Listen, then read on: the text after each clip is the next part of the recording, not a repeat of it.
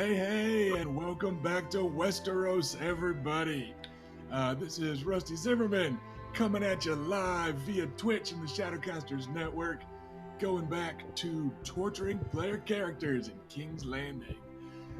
Today, I have to share a screen with my lovely wife, who is playing the heir to the house. My computer is unfortunately still at our local repair joint.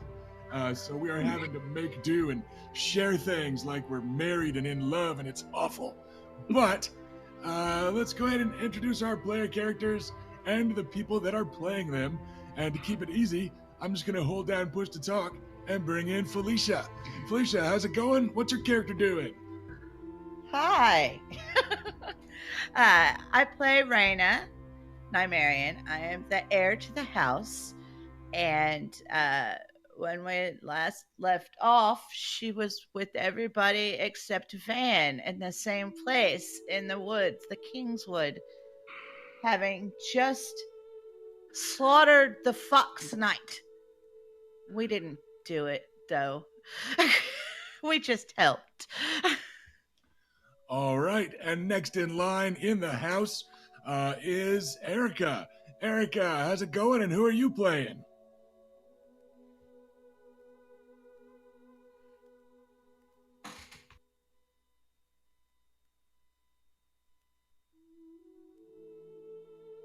Okay.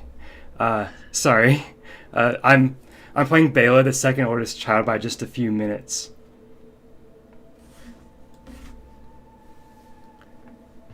All right, and what about next in line? How's it going, Robert? And what's your character? Pretty good. I'm playing Luke Harris, the oldest son, and I have to say we did not slaughter a fox. Like we brought the king's justice through a fox night.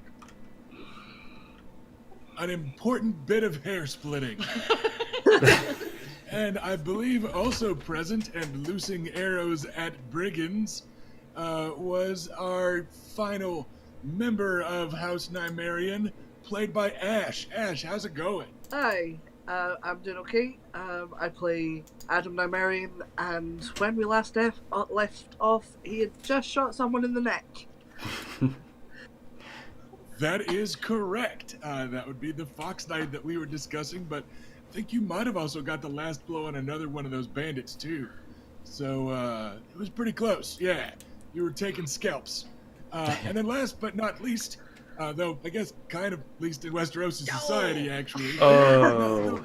The character, not the player. Clearly, Kevin would not be last in Westerosi society. He's a dude, sorry. But Oh no. in universe, the least in Westerosi society.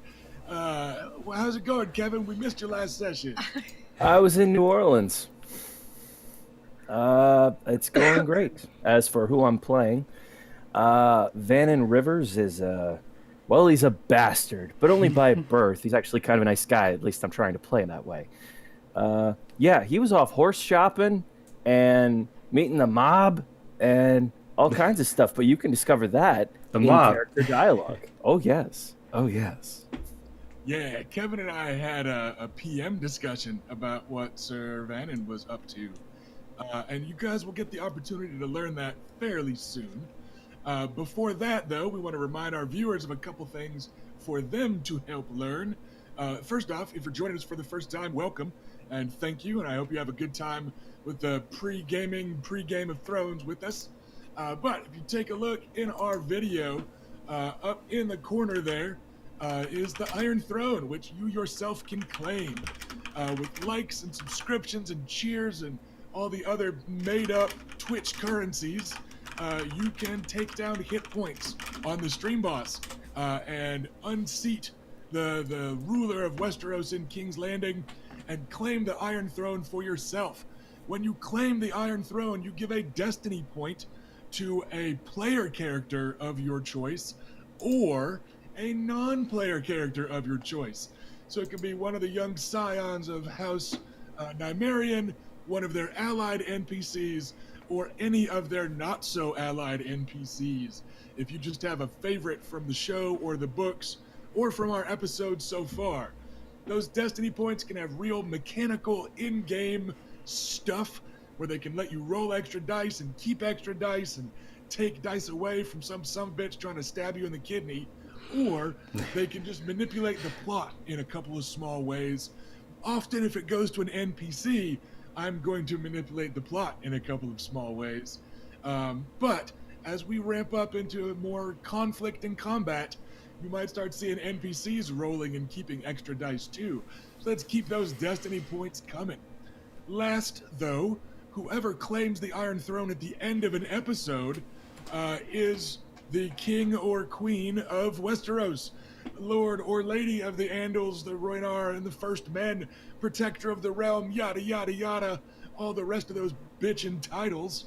And that person gets to give a royal boon to one whole noble house, or I guess other organization if it comes up later in the game.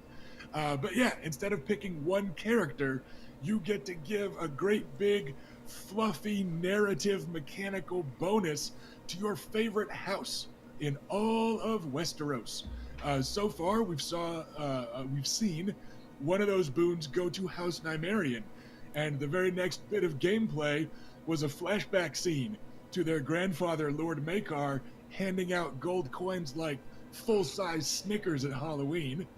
We had another royal boon go to House Will, which we're going to see some more of that come to fruition today, but it did start last session as the noble house's cousins in House Will started to see some luck go his way. Last session, the noble boon went to House Baratheon of King's Landing, the noble family of King Robert, who sits the Iron Throne. And what we ended up doing there, as you will discover this session, is a pretty big boon that I will point out when it comes up in the plot. So, make sure you're beating the stream boss, make sure you're handing out those destiny points to the characters that you want to help, or opposite the characters that you want to hinder, and try to seize the Iron Throne at the end of the episode, and you get to completely shape the narrative of our game and guide and steer it in various directions that our beleaguered, belabored, beloved players may or may not approve of, but it doesn't matter because they're just players. So, without further ado, a quick recap. Last session, you guys got settled in here in King's Landing. You made some new friends with kind of the jock bro Nathan Lugas and the grieving but curvaceous and bold widow, their sister Marita Lugas, and then the bookish and lean Orton Lugas, who surprisingly was the one that decided to go on a moonlight stroll with you guys and the dashing, dangerous Dornishman, your cousin, Lord Will of Will. And then you guys just kind of went for a walk in the woods and killed some dudes. Is basically how I remember it. So you succeeded in hunting down the Fox Knight, Lord Clayton Arche, after a busy day of shopping and drinking and having fun in King's Landing. You capped off with a moonlight stroll and some murder in the woods, like a first date should. But suspiciously absent throughout that drama was, ironically, the best woodsman in your party, Sir Vannon Rivers, the bastard and ward of your house. He was last seen going off to do some horse shopping, and you did expect that horse shopping to take some time, because he is pretty well trained, especially in training horses and getting them to like him and that sort of thing. He spent a lot of time with the Master of Stables back home in Wyvern's Rest, and there's a reason that you doled out coin to young Rivers and sent him off to go investigate the horse flesh of the markets of King's Landing, and the horse flesh on display from knights that were here to trade as a means of kind of bragging about the quality of the bloodlines of war horses that they have back homes, and merchants that have come to visit anytime a tourney goes anywhere. So you've got, the stables of King's Landing, but then also the stables of all sorts of visiting knights, which there are dozens of from all over Westeros, So he had a busy and a long day, and then he heard that you guys were off in the woods. And then he succeeded off screen on some tracking tests. And so we're actually going to pick up with Sir Vannon rushing towards the sound of conflict and arriving in the waning seconds of that fight where we left off 2 weeks ago as Lord Clayton Archay, the Fox Knight, reeling in the saddle from an arrow fired by young Adam, stabbed multiple times by the spears of House Nymerian, wielded by Lady Bela and Sir Lucaris, bleeding in the saddle, falling from the saddle, barely holding on in the saddle, was then messily and clumsily kind of two hands on the sword, overhand, trying to clumsily split wood, longsword shot in the face by the bookish and lean young Orton Lugas, who himself lost his footing in the pure overhand momentum of his clumsy charge, and then was able to prop himself up on hands and feet, stare down into the split face of Lord Clayton Archay, and make a mess as he lost his lunch examining his own handiwork. So we're going to pass it over to Sir Vannon, who hasn't taken action this combat round, kind of. And we're going to let him that's what you run into. There are a couple of bodies over on the far side of the clearing with the Lord Will of Will, the cousin of House Nymerian, is cleaning his blade over those two. And the rest of them are around a spooked and kind of high-stepping, panicked warhorse, and the butchered body of a late middle-aged fellow in pretty heavy-looking armor. So, Vannon, have fun with that. So, no one left to kill then, huh? Alright, in that case, I'll just, rush in. Well, Vannon. approach the warhorse, try to calm it down, because maybe we can keep a warhorse, guys. Where have you been? I've been horse shopping. Also got beat up in the market. Also stopped by Turbo Mart. Yes, I hate King's Landing.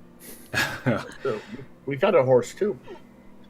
Go ahead and give me an animal handling, training, or charm. Whichever of those specialties you have higher. I know both of them get a bonus from that quality of yours. But go ahead and give me that roll, Kevin, while you guys continue to roleplay. I'm gonna go with charm. Just shush shush, very hoarse whisperer kind of thing going on. So that's. I'm gonna. The horse we found had a red on it. Is everyone all right? That's also going on. He does not look all right. I hurt, but I think I'm fine.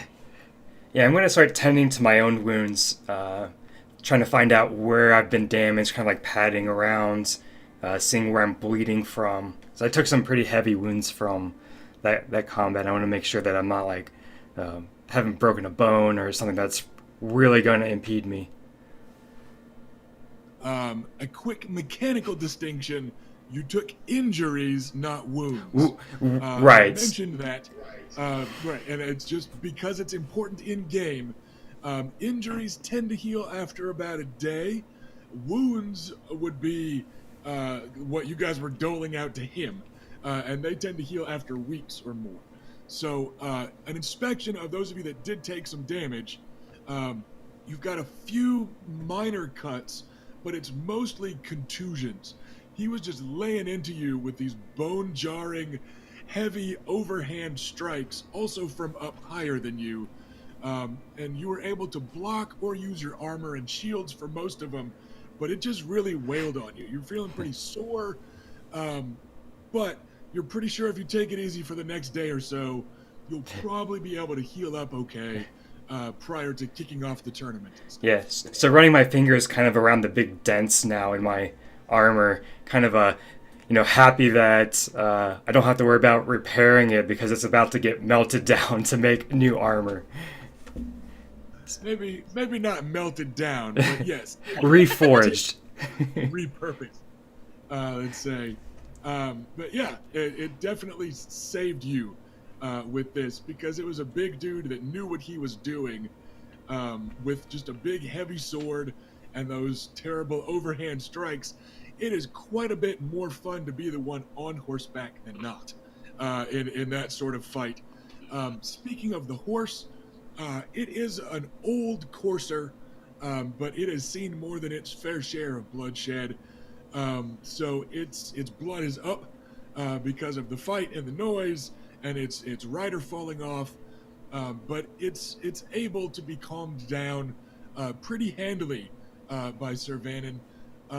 It's not in the prime of life anymore, but it was clearly doing a serviceable job, if you ask Lady Bela or Sir Lucaris, who were on the receiving end of a couple of hoofs and a half-hearted bite or two. So yeah, it's not in the best of shape, but it's a perfectly serviceable horse.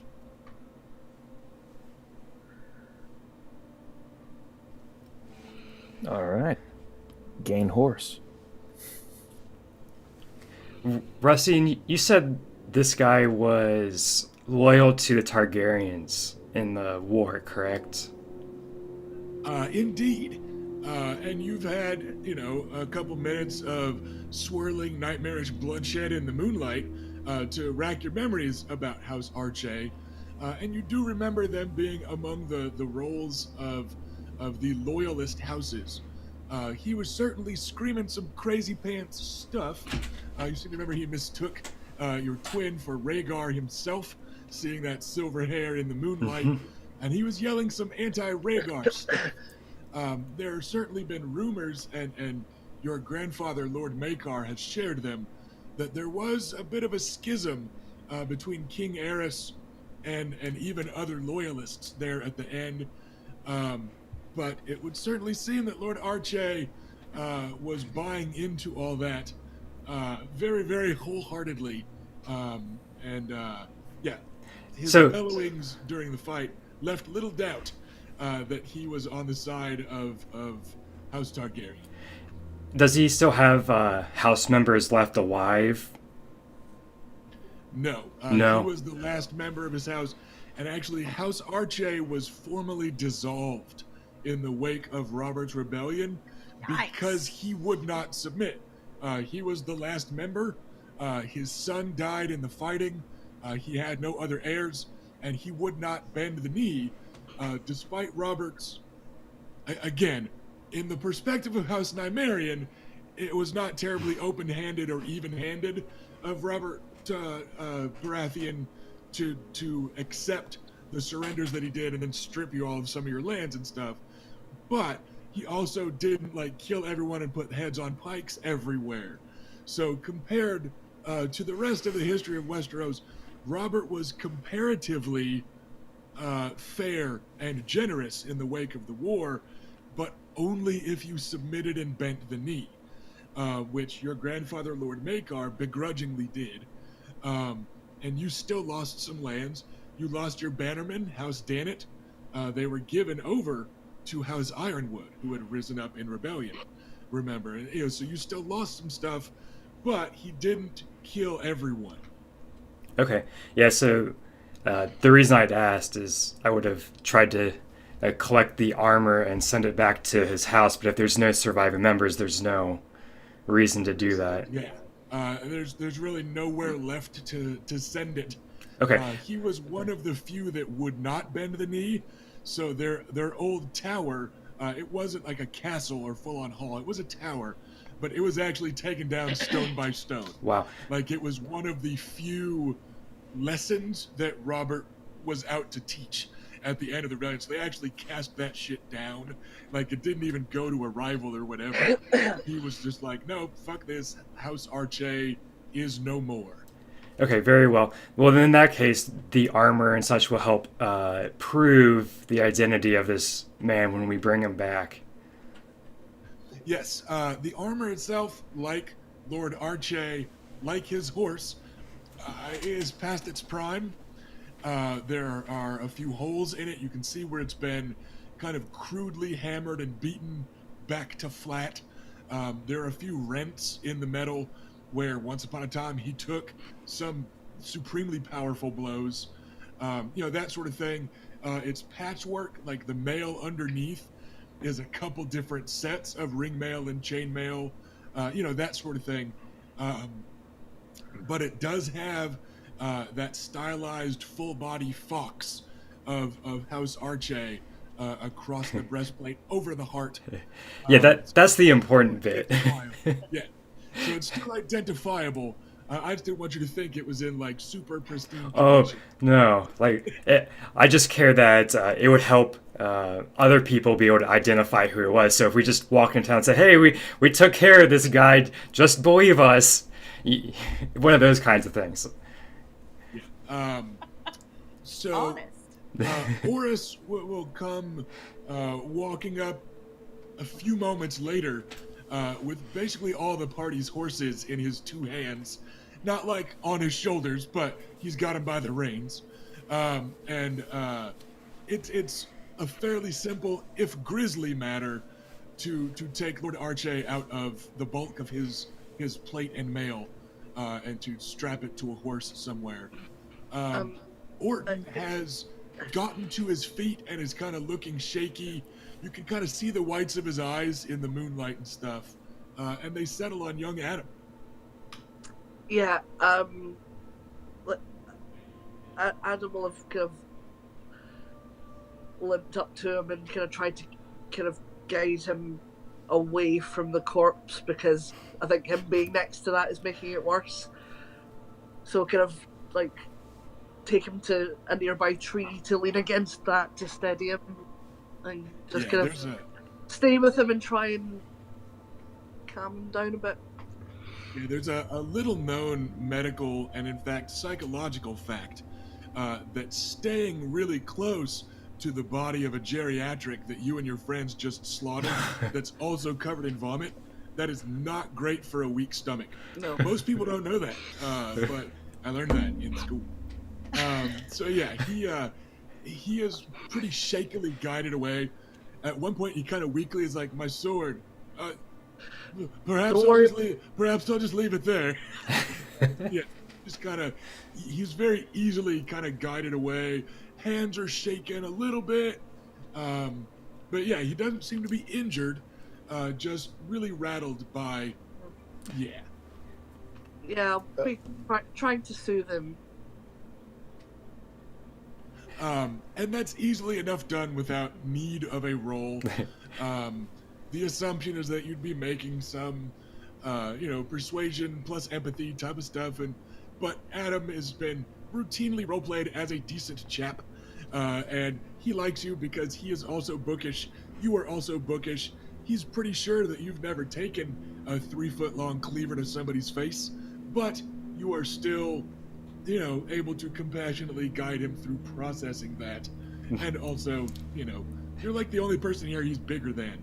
So maybe the kindness coming from you feels a little more comforting. In the middle of that comforting, I want to grab the sword that he used, kind of wipe it clean, bring it over to him, put my hand on his shoulder and say, "The first one's always the hardest. That was a good solid hit," and then hand it back to him. Yeah, how messed up is the face? Yeah. Is it still identifiable, or is it gone? Yeah, I mean, it's kind of split. Like I said, he was reeling in the saddle, kind of hanging sideways, and then just this like straight up and down sword swing. So it's kind of catty-cornered how his head was, and it was just thunk. Yeah, it's a mess. I would should we not take the head? suggest. Yeah.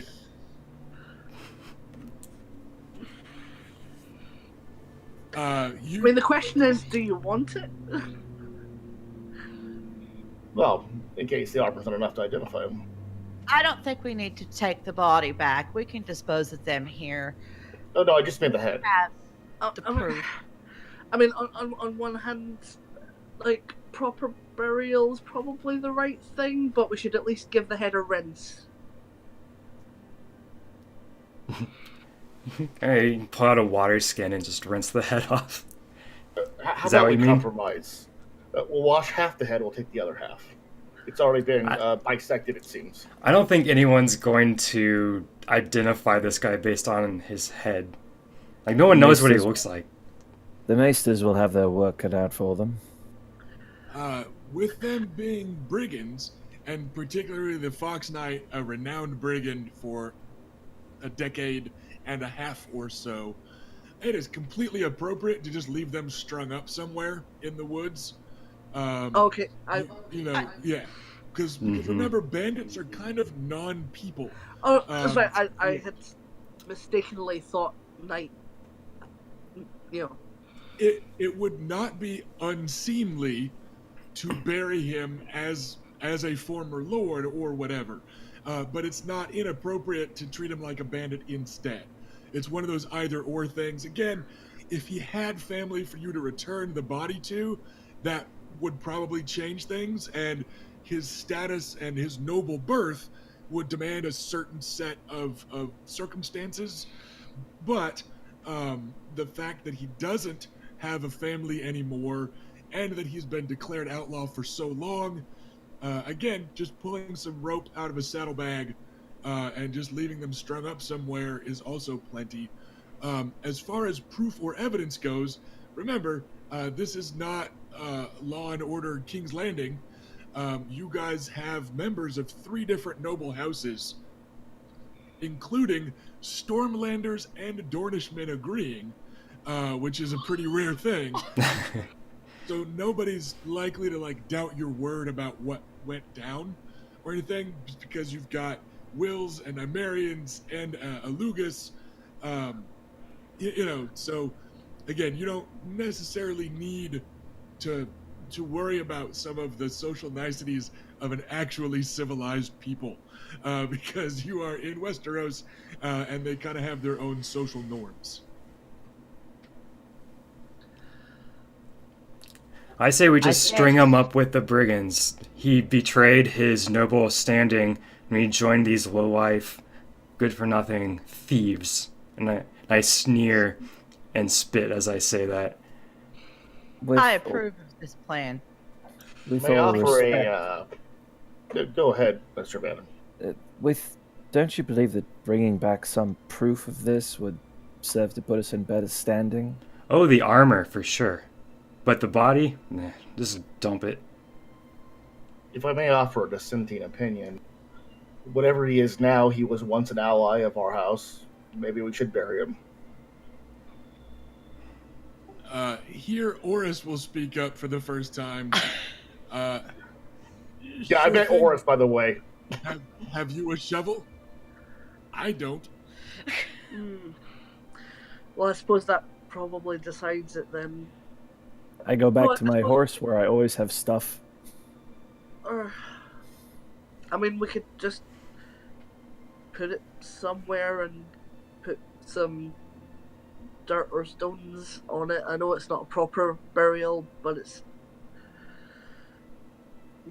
also not. Yeah, it's complicated. You're struggling because you wish to keep peace with the stranger. And the stranger will accept him, whether he is buried, burned, or left to hang like a brigand. If that is your wish, sister.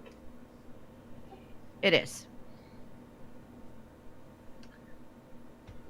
All right. Between the will of Will and Oris alone, even just your NPCs have plenty of muscle for slinging a rope up and over a good sturdy branch.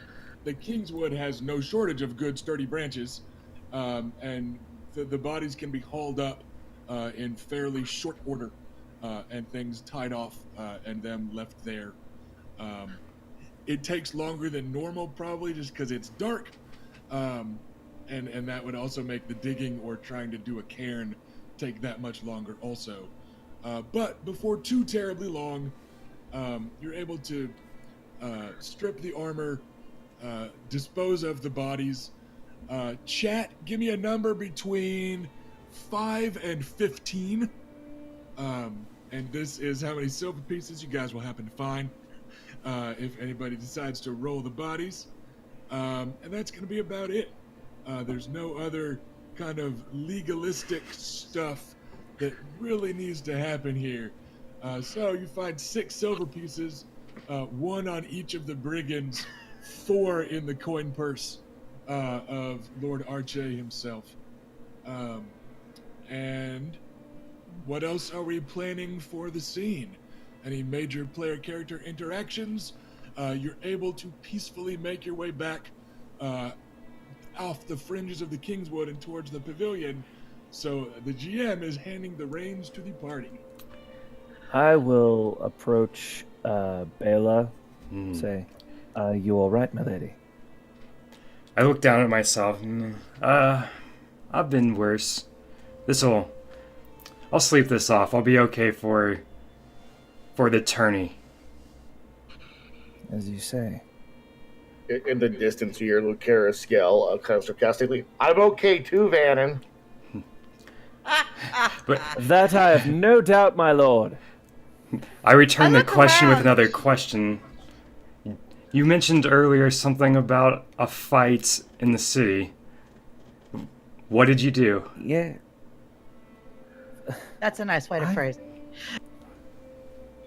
I was accosted by some of what I can only assume other riders in the tourney who told me it would be in my best interests not to win.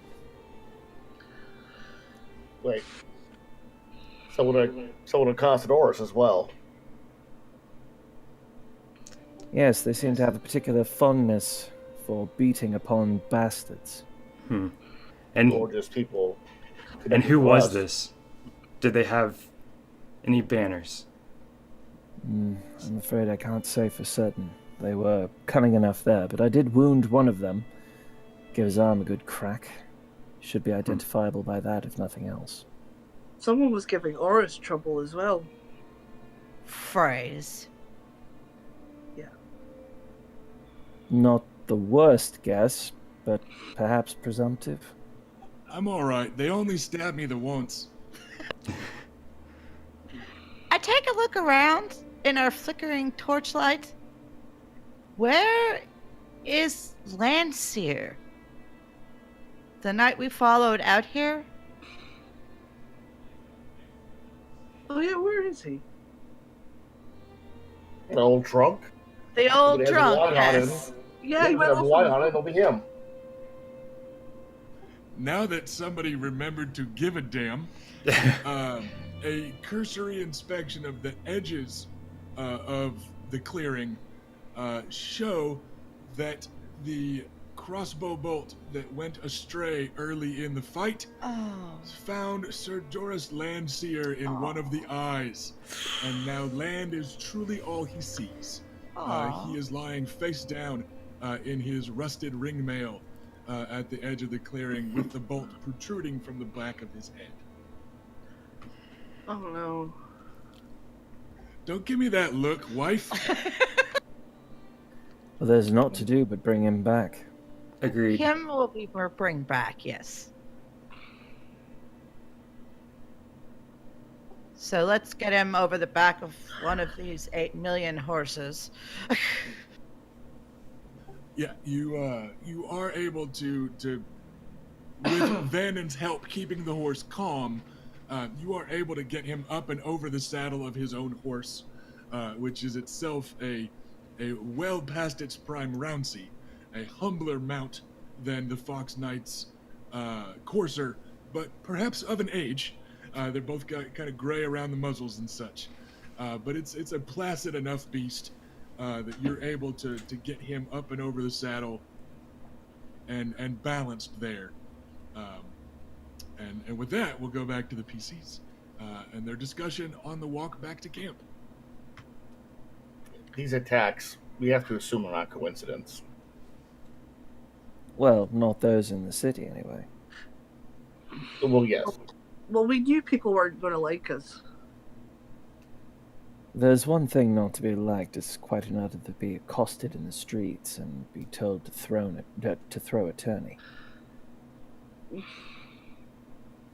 Perhaps, but There's more. If you remember, we heard tales being told of us attacking the small folk of another house from the inn. It was of the. They said that our people had attacked the small folk of House Dennett. Shouldn't it be something of a point of order for us to speak with officials or get to the bottom of this at some rate? The good name of the house should certainly be defended or at least addressed. Saying nothing might be seen as acceptance by some. So, they should at least be aware of it. There's been war over less. Now, out of character, you guys weren't especially accosted by gold cloaks. Nobody bearing the royal seal has delivered messages to your pavilion or anything like that. No charges have been brought up against you, but you did hear those rumors on the road, and you've gotten some dirty looks, and you may recall some of the insults that Oris faced from those those squires from House Frey was, which of the butchers do you serve? The cripple, the two sluts, or the ow, stop punching me in the face. But they did refer to you as butchers, and you've gotten some dirty looks and heard a couple whispers, but you haven't had any formal word from the crown or anything like that. Well, I mean, we're within our rights to answer insult. But to what? To tavern goers? Perhaps we need more information. Well, perhaps try and find who started the rumors. Right, well, perhaps Vannon or someone else could, maybe ask around in some of the taverns. And Reyna, maybe you could use some political maneuvers to find out some information from some other third-party house. We probably need to stick to friendly houses then, because Exactly. because the ones who don't like us are going to know who we are and aren't going to tell us anything. Nothing good. No. Or, since we are noble house, we can take it directly to King Robert. Running to the king with our tail between our legs because somebody said a nasty word of us would not look good. It wouldn't, but seeking the king's justice does imply that the king be involved. Not inherently a good thing. I'm not convinced he's going to care that much. Or that he'll side with our house. Indeed. Exactly. So we must first impress him with our performance at the tourney.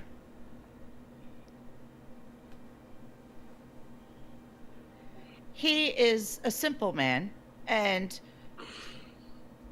believes in the power and the righteousness of his might. Might speaks to him. May I suggest we speak more carefully in the presence of others? We're in the woods. This is. I look around. Did you say you look around? Is that what you said? At the non-house members here. Oh, son of a bitch. I forgot he was here. No reason we can't ask them. Actually, that's right. He's right there. Look at the sick kid. Sir Orton, his eyes are still a little wide, and he's breathing more heavily than he should be. He was able to kind of shakily get up on his saddle. He was a little clumsy again in his armor and with his sword at his hip. again, he's not the sort of lord that is comfortable with the sword and like used to it. And you remember when you were first wearing a sword everywhere, you bumped into everything and yada yada. Yeah, that's still him.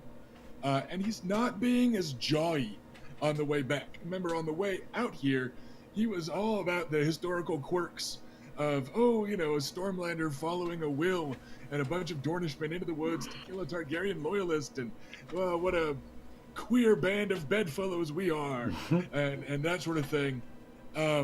He's just kind of quiet this time. He doesn't seem to really have registered what you guys have been saying. And he certainly hasn't been offering advice. Well, he doesn't seem to be paying attention, so we'll just go on back to town.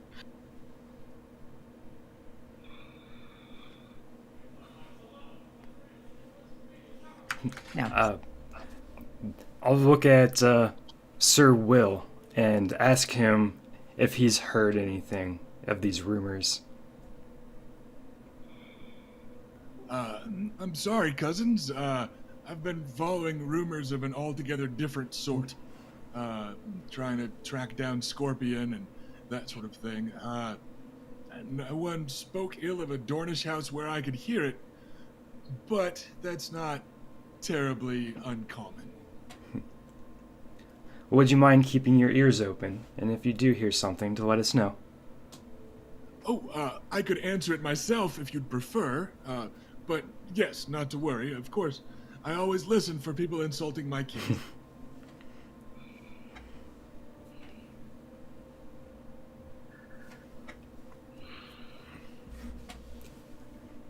Well, definitely keep our ears open as we go forward.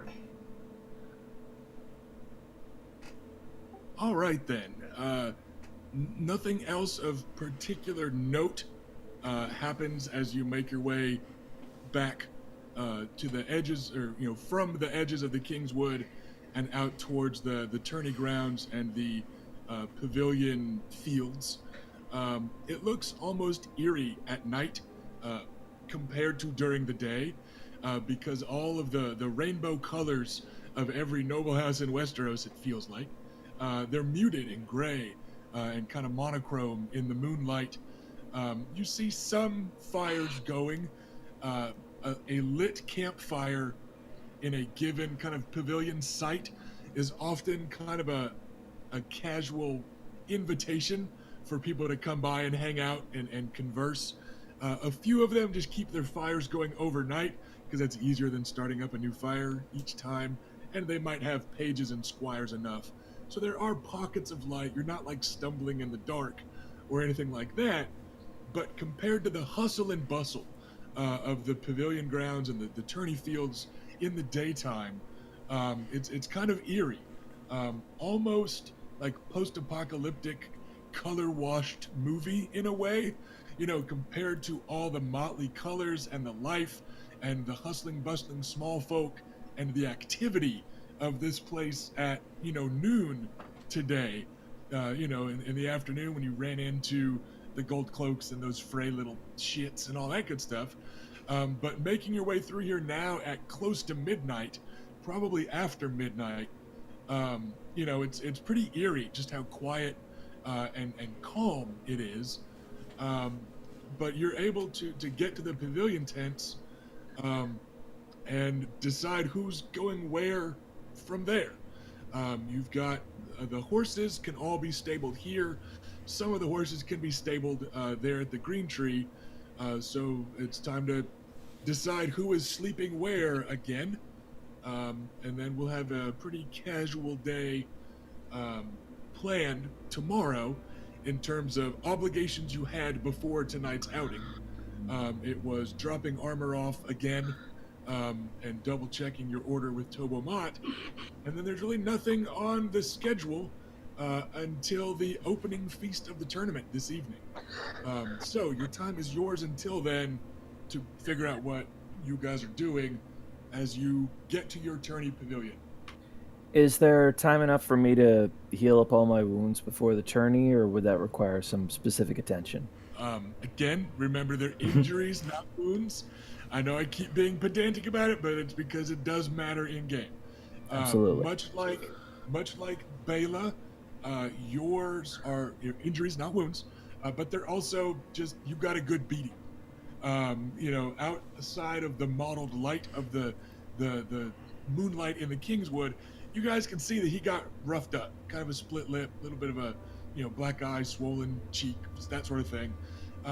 But they're both just injury levels, and you're sure that you will be fine and able to heal up before the turn starts. You might not look as good as you would like going to the feast in 12, 16-ish hours, but you think you'll be fine by the time the fighting starts a day and a half from now. If anything, the king will appreciate that I've clearly been roughhousing. How'd you get that? Oh, let me tell you, my lord. So, who's staying at the pavilions and who's heading back to the Green Tree? I'm going back into town. I need to clean up and maybe find a woman for the night. Adam, Van, would you like to come? Someone should see to the horses, but if that's taken care of, it would be good to catch up with you on a more informal basis. I look at Oris. Does he look willing to do this? All right, Fannin, you're free for the night. My lady.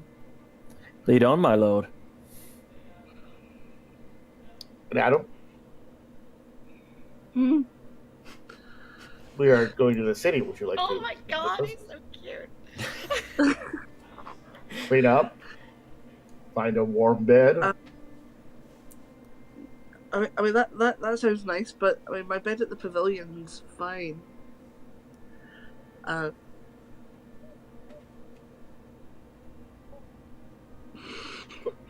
won't pressure you, brother.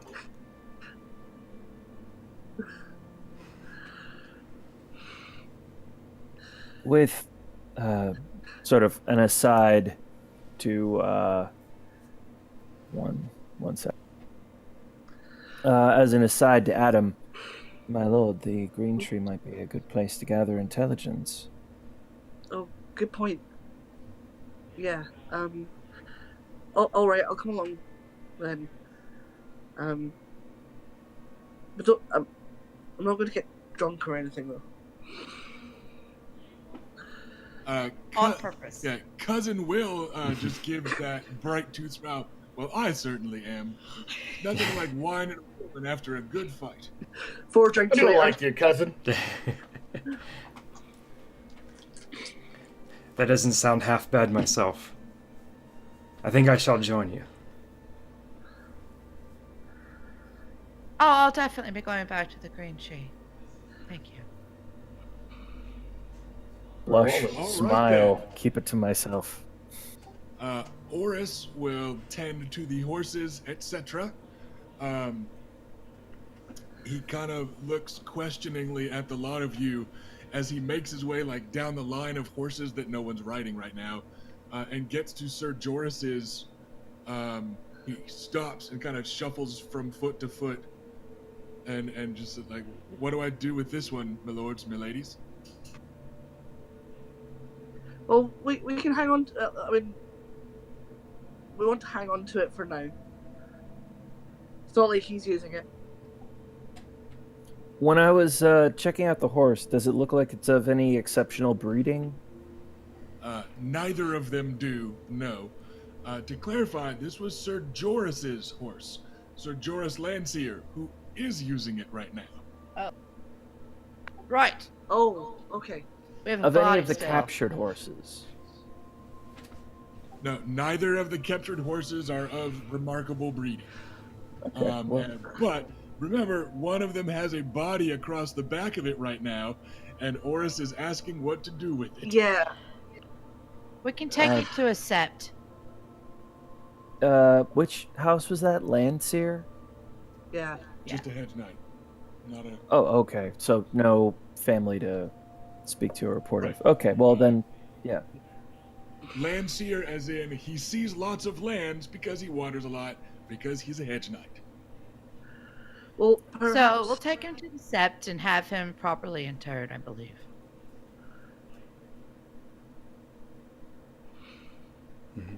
Very well. I mean, perhaps then the horse could go towards some kind of donation to them for dealing with this in the middle of the night. Absolutely. Indeed. I can take care of the business if you would like to get on to the fun. As for the other, we could certainly keep it as a spare, and all else failing, sell it before we leave. Yeah, the Fox Knight's horse, Oris, is already unsaddling and brushing down and stuff. He didn't hesitate with that one. But the one that still had the body on it, he was just like, So, that is also decided. That was kind of the last decision that needed to be made from this point.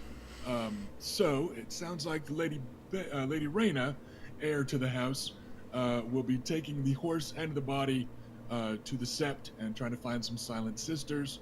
I'm not going to roleplay that out because I don't have to, because they're Silent Sisters. It's just also not going to be super fun. The rest of you were headed to the Green Tree, and we're just going to jump cut to there. Sir Nathan Lugas is still up and drinking. This is not a terribly big surprise to anyone, but yeah, he's still hanging out. He's up mid-song. He's got a girl on either side, and they're kind of swaying back and forth. He's spilling a little bit of ale, but nobody tells him. Their sister Marita is nowhere to be seen, and there's always just a kind of unremarkable handful of down on their luck sellswords, etc., etc. No other NPCs of note are present.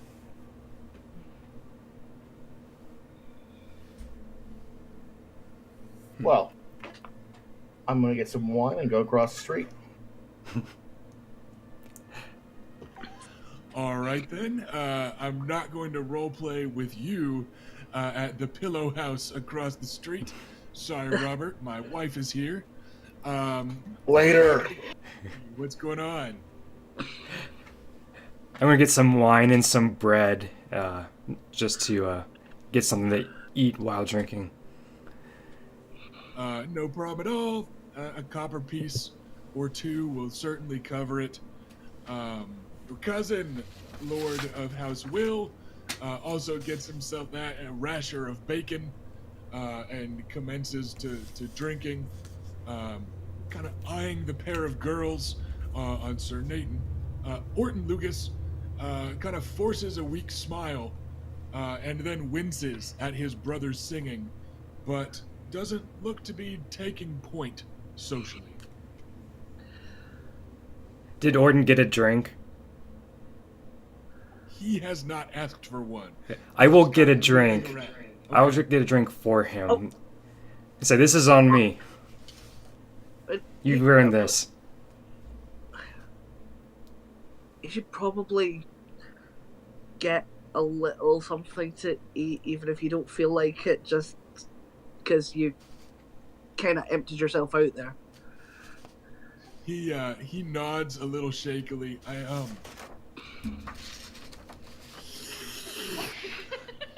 Don't tell my brother that part, maybe.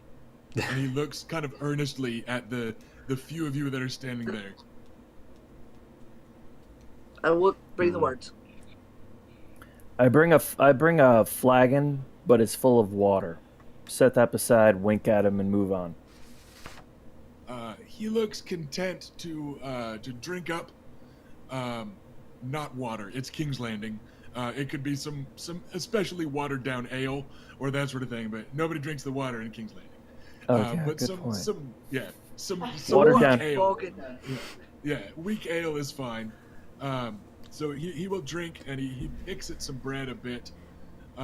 His brother is still kind of roaring and singing and doesn't seem to have noticed that you guys are back just yet. He's kind of looking the other way and half-heartedly kind of circling with the girls and that sort of thing.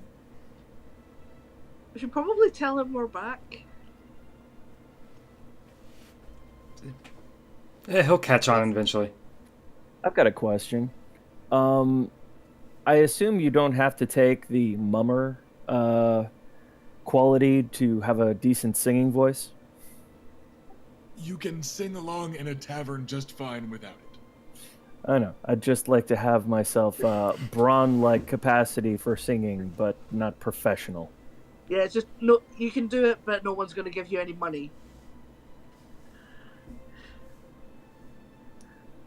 So, a couple moments later, the awkwardly circling trio of Nathan Lugas, and he's got a petite blonde girl under one arm, and a tall, leggy brunette under the other, which is part of why they're probably circling awkwardly, because he keeps using the taller one as the pivot point, and the other one has to do bigger steps. So they circle and kind of stumble. That's just reading. And then the song cuts out as he goes, "Oh, the hunters return! Look at my baby brother didn't lose his sword." And he starts over towards you lot, disentangling himself from his pair of tavern wenches, and stumbling a bit, but heading over in your direction, full of good cheer and bad breath. I'll raise my tankard and say, "Here's to victory." Nathan will cheerfully lift his own mug. Orton gives kind of a weak little shaky-handed toast. But yeah, that is received cheerfully. And then Nathan yells, "And to my victory in the tilts this 7-day. And our victory in the melee. Hey, Though how we will manage it with Huzzah. my brother is luck alone, I'm sure."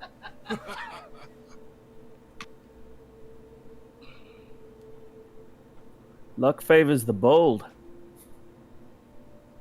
More luck for us then. Indeed.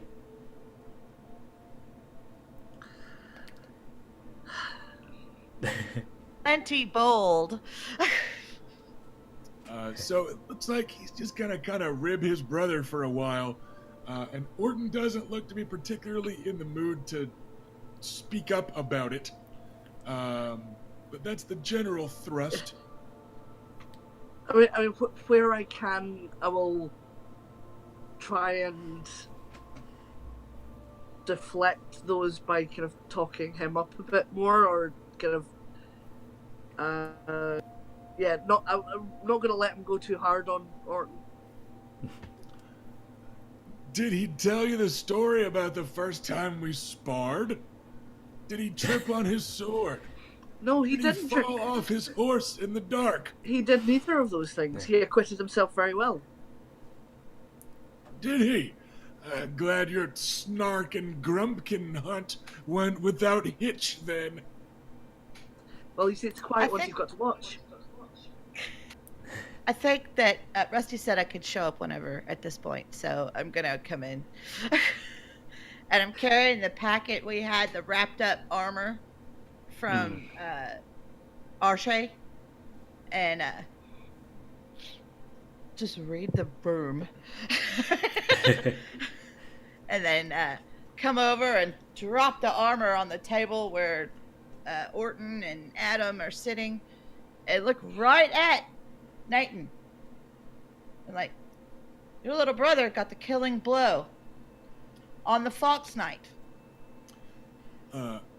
A traitor.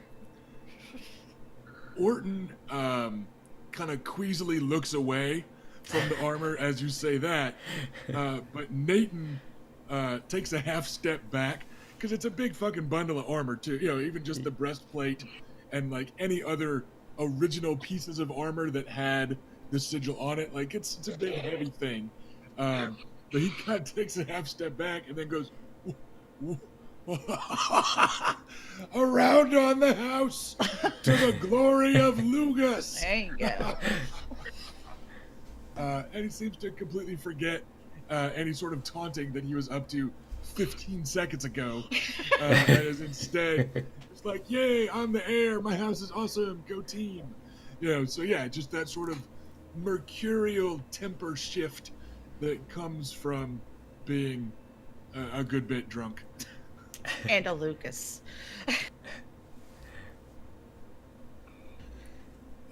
Any other particular plans for the evening?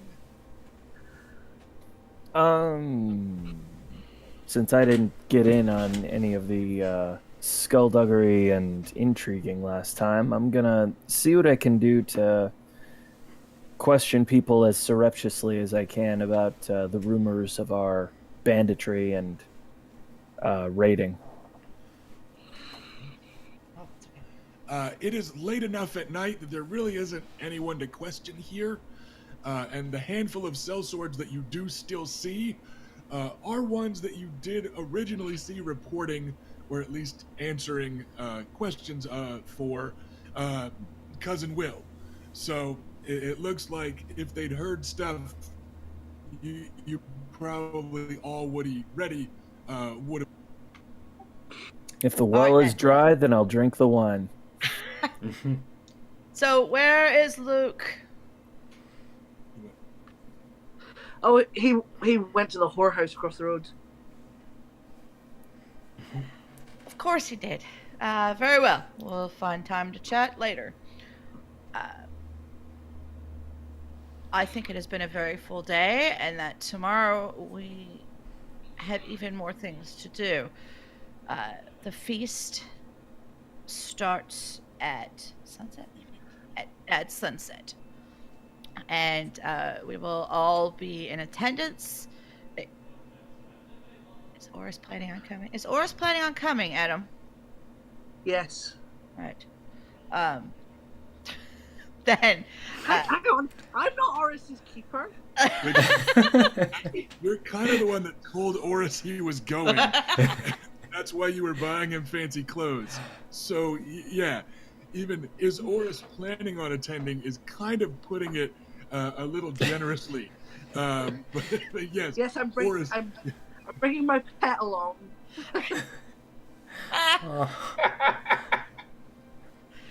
All right then. Fannin, how did the horse shopping go? I'm afraid I missed that part of your day. Well, splendid news there. Fine horses all around. And, no less, some change. Hand them back their coin. Change! Wow. Remarkable job. Excellent. So, again, you caught no hint of any sort of identity for the people who accosted you.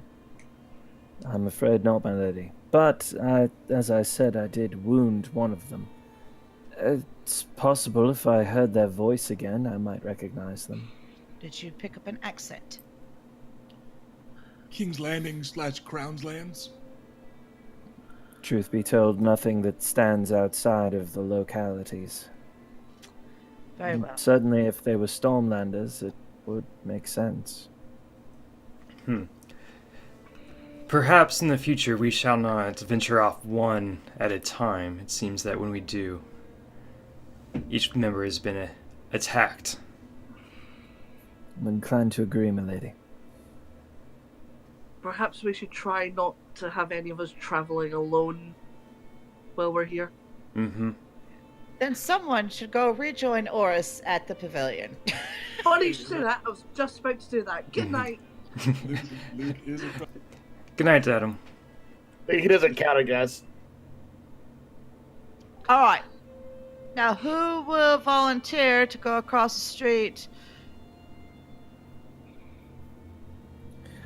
I suppose that duty falls to me. Ladies, Good evening. exempt Twist us by off. the local pillow house. all right. Any other particular plans of note? Adam, you are able to make it out to the pavilion grounds unmolested, and to reacquaint yourself with your cot and sleeping, like kind of bedroll-y stuff there in your pavilion tent there. Oris is fine when you get there. The horses are all tended to and nibbling on some hay. Good job, Oris. Thanks, my lord. Anything else people have planned for the evening?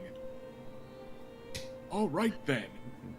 In the morning, and really before the feast, you guys only had one big thing on the docket, and that was returning your armor to Tobo Mott so he could get back to work on it prior to the tilts and or the melee as needed. Who would like to go for that scene? I'll go. Okay. And someone else, please join me. And Oris is gonna I'm here. go because Oris has like the cart with all the armor in it, so it's gonna be like Oris and someone, basically. So You can go too, Van. We don't Yeah. have to not go. Yes. all right, so the three of you will be able to make your way. Everyone else is just assumed to be kind of resting up. There is an assumption of asking around about the rumors concerning your house. Not much of note comes up from just kind of nigh random questioning. If people get an idea for an NPC in particular that they may already know or want to meet or whatever, let me know. But for now, the action is going to be at the Street of Steel again. And you've both been here before. It is, if anything, not only as cacophonous as the other day, but even louder. Because every single smith is, putting all of their apprentices to work as the tourney gets closer. Everyone's just working that much harder. That many more kind of desperate orders are coming in, etc., etc. So it's a racket, but at Tobo Mott's shop at the end of the Street of Steel, it's actually a mess. And you see Tobo Mott himself is sweeping the floors, while his big apprentice lad Gendry is adjusting some armor and weaponry on a shelf that everything's all crookedy on. And it looks like they're cleaning up after some sort of problem, and they both kind of start as they see you in the corner of their eye. And then they relax again, and Master Mott makes his way over to you. Says, "Oh, apologies, lady, sir. We've had a busy morning." What No. do you mean? No trouble, I hope, Master Smith. The apprentice boy snorts and glowers and kind of shakes his head as he's working, and he goes, and then Tobo says, "No, trouble, I'm afraid. A few hedge knights wished to renege on an order and refused to pay for work already done, and when I explained to them that no refund would be forthcoming, they sought trouble. They found some, though. Good lad." And he thumbs over his shoulder towards Gendry, who you notice is actually standing there with a blacksmithing hammer still in his hand, like in his offhand as he's straightening up other stuff. He goes, "Nothing we couldn't handle, though." Not appreciatively at the apprentice. Mm-hmm. Indeed. He doesn't acknowledge it, except perhaps with a non-committal grunt at a distance. He's not big on making eye contact with patrons and such, as far as you've seen. Tobo Mott, meanwhile, looks past the pair of you to Oris, who is carrying great big bundles of armor over a shoulder or under his arm. And Tobo Mott lets out a sigh, and he goes, "This is the one you wanted armor for in a day and a half?" Yes. Oh, Adam came along also? Okay. Yeah. Yeah, you got the coin. That makes sense. Tobo Mott lets out a sigh. He goes, We're already not likely to sleep tonight, but assembling the scale mail that you've given me for a man that size. You got any brothers, lad? And Oris gives him a look and kind of shakes his head. He goes, 6.5 feet tall and dark hair? You're sure you don't have any brothers? hedge knights that might have busted up the finest shop on the street of Steel. And Sir Vannon, you remember that 6.5 feet tall with dark hair sounds an awful lot like 3 some bitches who wailed on you in a, I was going to call it an alley, but it was kind of a space between tents. But yes, an alley. A temporary alley. Yes. But Oris hurriedly shakes his head. He goes, "No, I'm no kin. None here. None anywhere." No, but I might know the ones you're talking about. I shoot Vannon a look, like, what? Tobomont gives you a look and he goes, Kettle Blacks? Was this in the morning? Indeed, they left a few minutes ago, if that. Did one of them have a wounded arm? Indeed, that's why they didn't want to buy their armor anymore. Those are the bastards. Well, wait. Nope. Well, anyway. So... They said the one with the broken arm would be no use in the melee, so 7 hells if they'll pay for a suit of armor they're not going to use this week. And he nods off to one side, and you see a big suit of plate mail. And by big, I mean sized for someone tall and broad-shouldered, like you remember those 3 were, Vannon. And he goes, so now I've got half the pay for a suit of plate. And they're promising they'd rather, what was it, Gendry? Burn the place down than pay for it? And Gendry snorts and shakes his head. He goes, we're used to fires here. Perhaps we could come to some arrangement. Yes. Might I propose then, since these blackguards are not getting their armor, and we need some armor for our statuesque companion, could we take that armor? Then you don't have to make yet another set. Tobomont kind of looks from the armor over towards Oris. He goes, put those things down, lad. Straighten up. Shoulders up. Let me have a look. Bit bigger in the chest, and I could easier make alterations to that set than build him something new out of your scrap. Gendry, get the breastplate stretcher. And he goes, it's only half paid for, though. I'll still be taking 1,000 silvers for it, or I'm burning this place down myself. How about 800? And how about we bring those... You said they were the Kettle Blacks? He spits on his own floor and nods. Indeed, it's Osney or Osgree or Osgrave or something stupid like that. There's 3 of them, and their father's a man-at-arms. The oldest boy claims to be a knight. The other 2 aren't. Just ruffians about town, and they take sellsword jobs through the Crown lands. I run my thumb along one of the wounds on my face. I have some business with them myself. Perhaps you'd be willing to cut a deal if we were willing to put a little bit of fear into them? He kind of chuckles, and then he goes, I'm already giving you a suit of Tobomont mail for half price. Fair enough, sir. Because And you're taking it from them. I'd never besmirch your good work or your reputation, sir.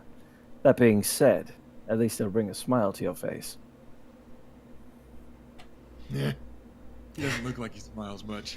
Goes, well, you were already planning to pay me for a good suit of scale. The difference would be, say, 400 silver then.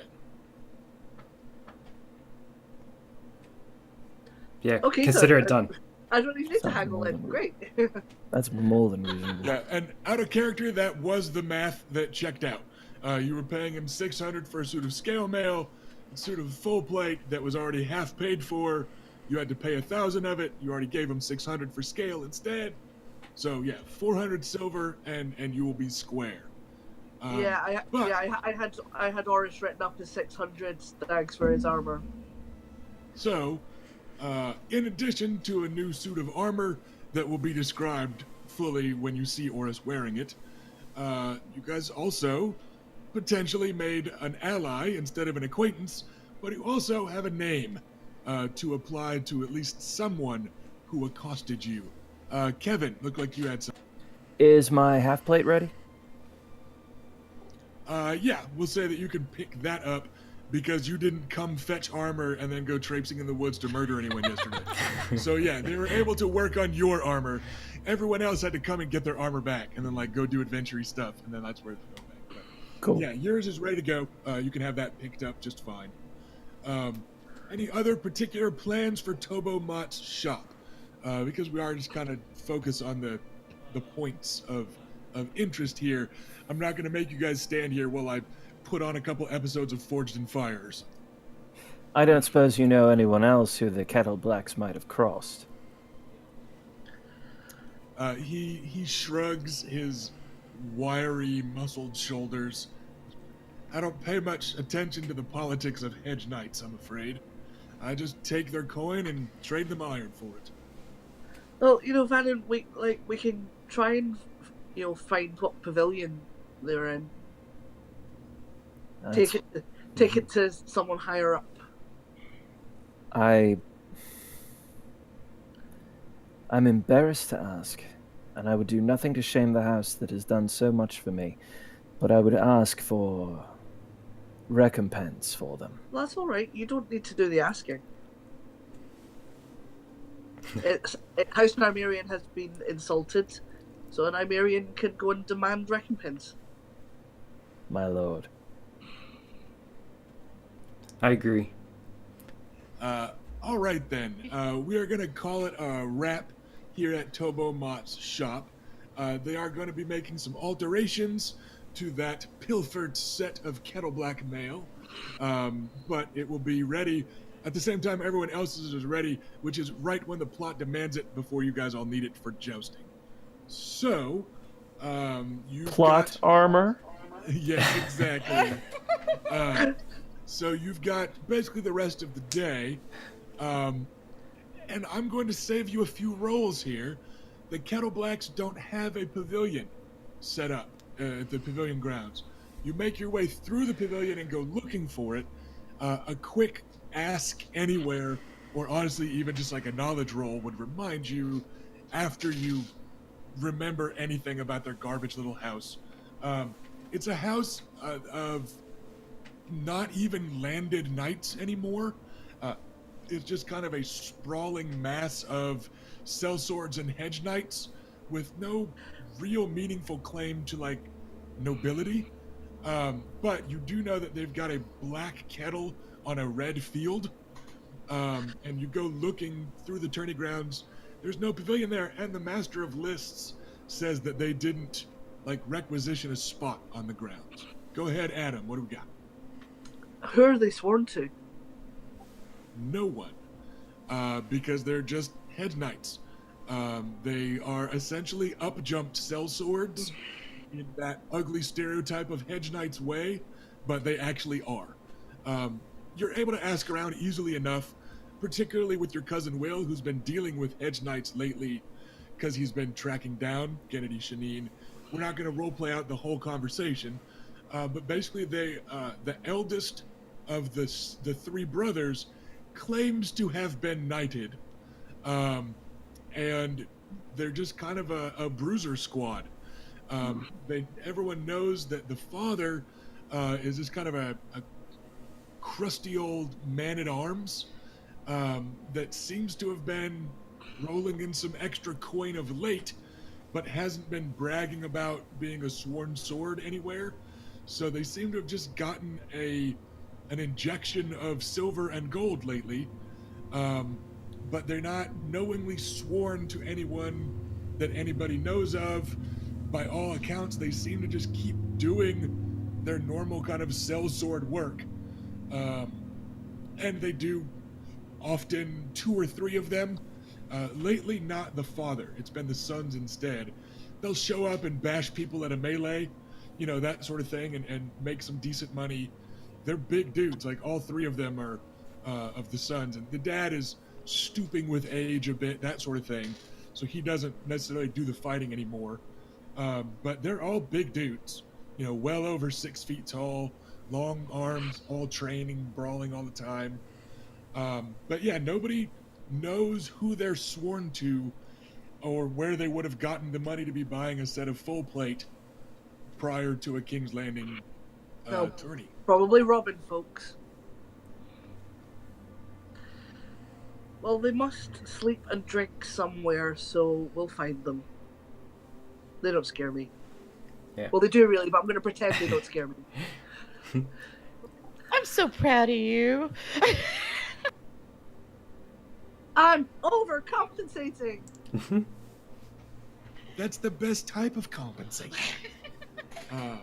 So, any other particular plans other than taking it easy and healing up for some of you prior to tonight's feast and opening kind of celebratory ceremonies?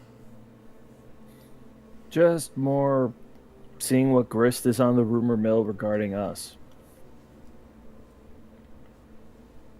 I'm gonna hire a girl to help us with our hair and dressing for tonight for the feast because we didn't bring one.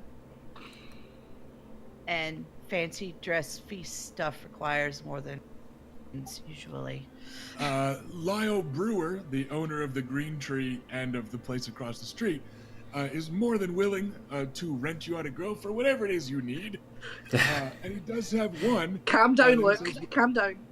I'm already aware of this. He's got a I've seen subway everything. card. He's got 9 punches on his subway card. He knows Yeah. to do whatever you want. But he offers you the petite blonde girl that you recall Ooh, she's good. dancing, kind of stumbling around last night. She is not one that you have made an acquaintance of yet, Luke. You have seen her serving drinks at the house across the street. You have seen her working there, but not as a working girl. The distinction is appropriate. Like a cocktail waitress at a strip club is not a dancer at a strip club, that sort of thing. But he introduces you to her and says her name's Lida.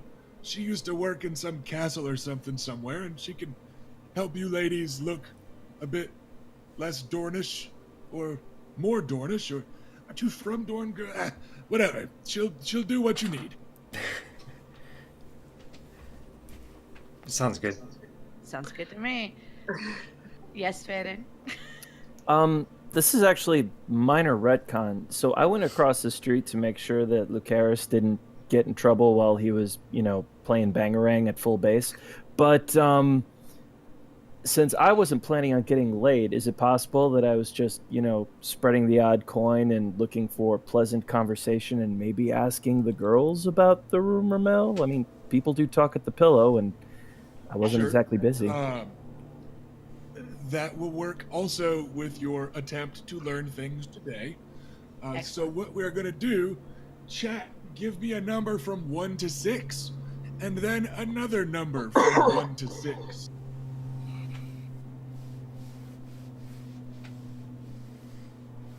This could take a moment. Shouldn't take too long. Damn it, chat, I want to include you in the fun. Well, there is a delay in this stream, Yeah, I know. so All right, then. give it a little bit. For the first one, I will roll it my damn self. 5 is up there. Yep, 5 is one of the rolls. I see one. And 2. 2. All right. But first, I'm going to go with the initial roll that I made, which is that there's trouble brewing between that House Dannett and House Nymerian. You mark my words. Not the usual sort of trouble, mind, but maybe open war. And depending on what the king chooses to do after this attack and all, can't go attacking House Dannett's people and lands without repercussions, is that first rumor. The next roll, we had 5-2. Oh, I heard there was a crow down from Castle Black. Not to take part in the tournament, of course, but maybe just out to collect volunteers to take back to the wall. They circle the doings of honest men like crows looking to pick the meat off the bones of the dead. That lot. That's the only random rumor you get there. You do get a repeat of the rumor that you heard at the Great Stag several nights ago now. And this is one that Vannon hears, since he's not wearing House Nymerian stuff. It's just that, yeah, everybody's heard they killed 15 small folk on Danet lands, rode them down in their fields, left behind a bloody shield, and that's why Lord Adam knows just who to blame, and there's bad blood between them anyway, and that sort of thing. Pass this along. So, not much new, but it does seem to confirm that it was young Adam Danet himself. But you'll notice that they called him Lord, and that is a bit unusual, because last you heard, Lord Danet was his grandfather, who was of an age with Grandfather Makar. There is Grandfather Danet, whose sons died in Robert's rebellion, fighting for Robert. And then Adam, who was his grandson and heir. The sons died in the rebellion. Adam was it. He has a younger sister that's about 2 years younger than the rest of you, that you haven't heard much about lately. But that is the second time you've heard people refer to Adam Danet as Lord Adam, or the young Lord, or Lord Danet, or what have you. But it sounds like, at least to the people that are hearing these rumors, the rumors are coming straight from House Danet.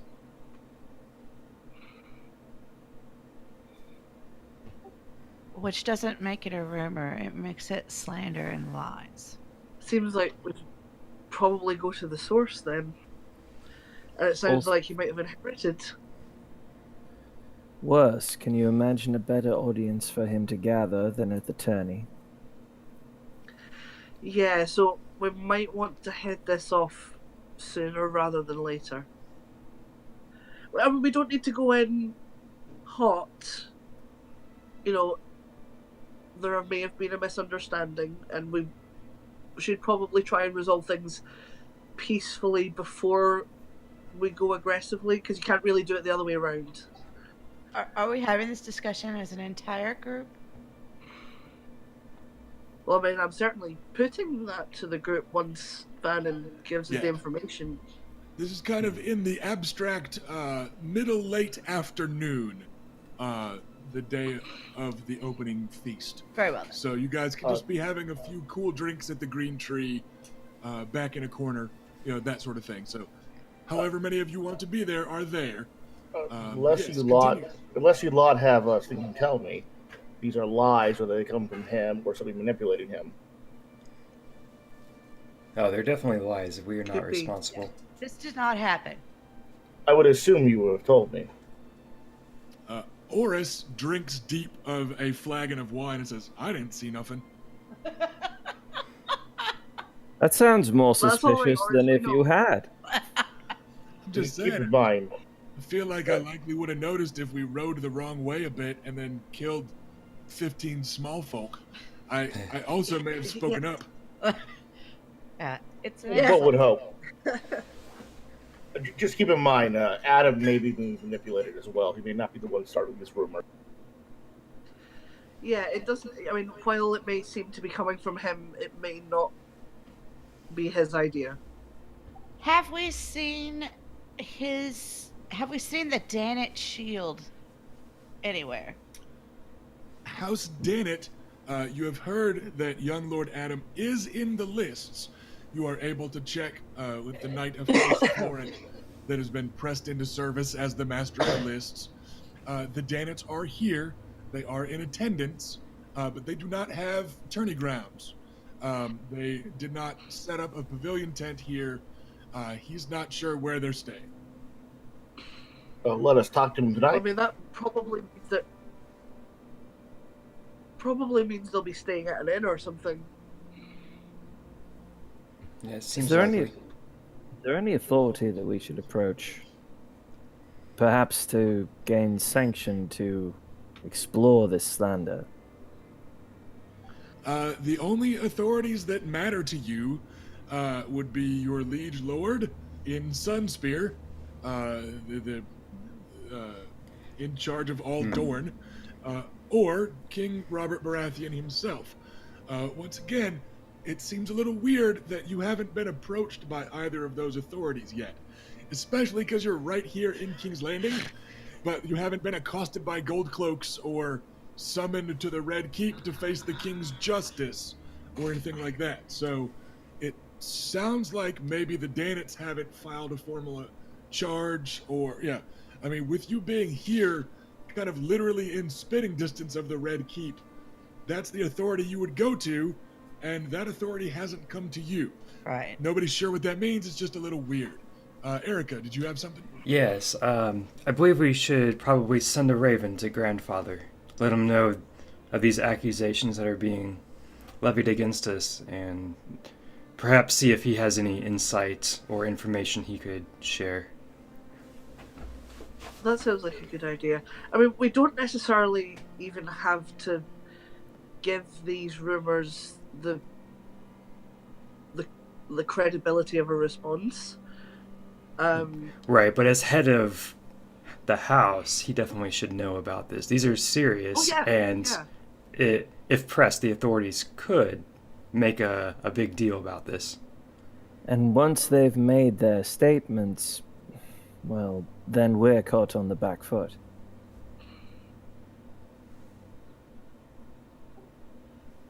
We'll send a raven between now and the beginning of the feast. And we will go into the feast with all of our manners. Nervous and takes another deep drink. Because now I am dreading what is going to happen there. Well, I mean, as long as none of us fly off the handle at someone first, like something, then we should be okay. All right then. That was a little pointed. Deep breath. As long as that doesn't happen. Wow, that's never gonna happen. What are the odds of a bunch of Targaryens and Dornishmen getting mad about anything? So, It's gonna fall to me to be the cool head, and that's a bad day.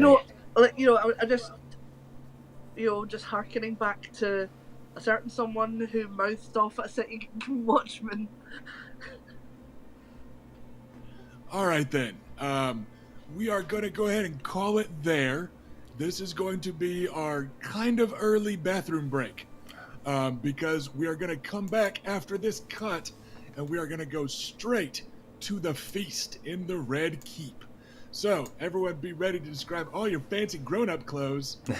So, let's do our usual break, and when we come back, everybody will be dressed much less comfortably, and we will kick things off in the Queen's Hall of the Red Keep in the capital of Westeros. Dun, dun, dun!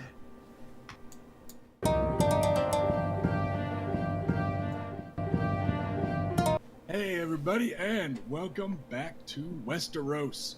I took our break there just a hair early, because remember we are going for 4 hours starting this session.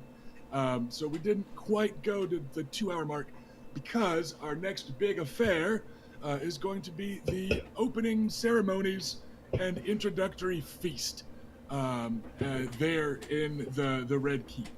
And I'd rather not take the break square in the middle of that. So instead, we're going to jump cut to one of the many kind of fancy courtyards in King's Landing, with everyone just kind of milling around, looking very pretty and very handsome, and most importantly, very, very wealthy, because that is what these sort of affairs are for.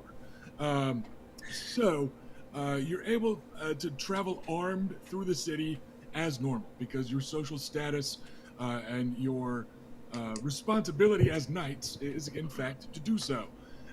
But you do have to hand over weapons upon arrival, including things like Sunfire, the ancestral spear of the house. It's all taken care of very seriously. by the Master at Arms and the captains of the guard. There is a member of the King's Guard there overseeing things. Marin Trant, with his bushy black eyebrows and dark eyes peering out from under his helmet, just watching everybody as they're handing over weapons. But it goes smoothly and goes finely. And then it's time to mingle. So I'm going to kick things off with the youngest and smallest member of House Nymerian. What are your fancy party clothes? Well, and I'm glad you asked me that. If you want, you could also go over Oris's fancy party clothes again, because remember, you're the one that played Dress Up Oris. So, I did indeed. Yeah, so Oris is in crimson and oxblood brocade velvet with like an ivory underneath and black lamb's wool and leather, so he's kind of in black and shades of red. And Adam has gone for the very dark maroon of House Nymerian with gold stitching, and kind of gold sashing. So he's kind of maroon and gold, like our banner.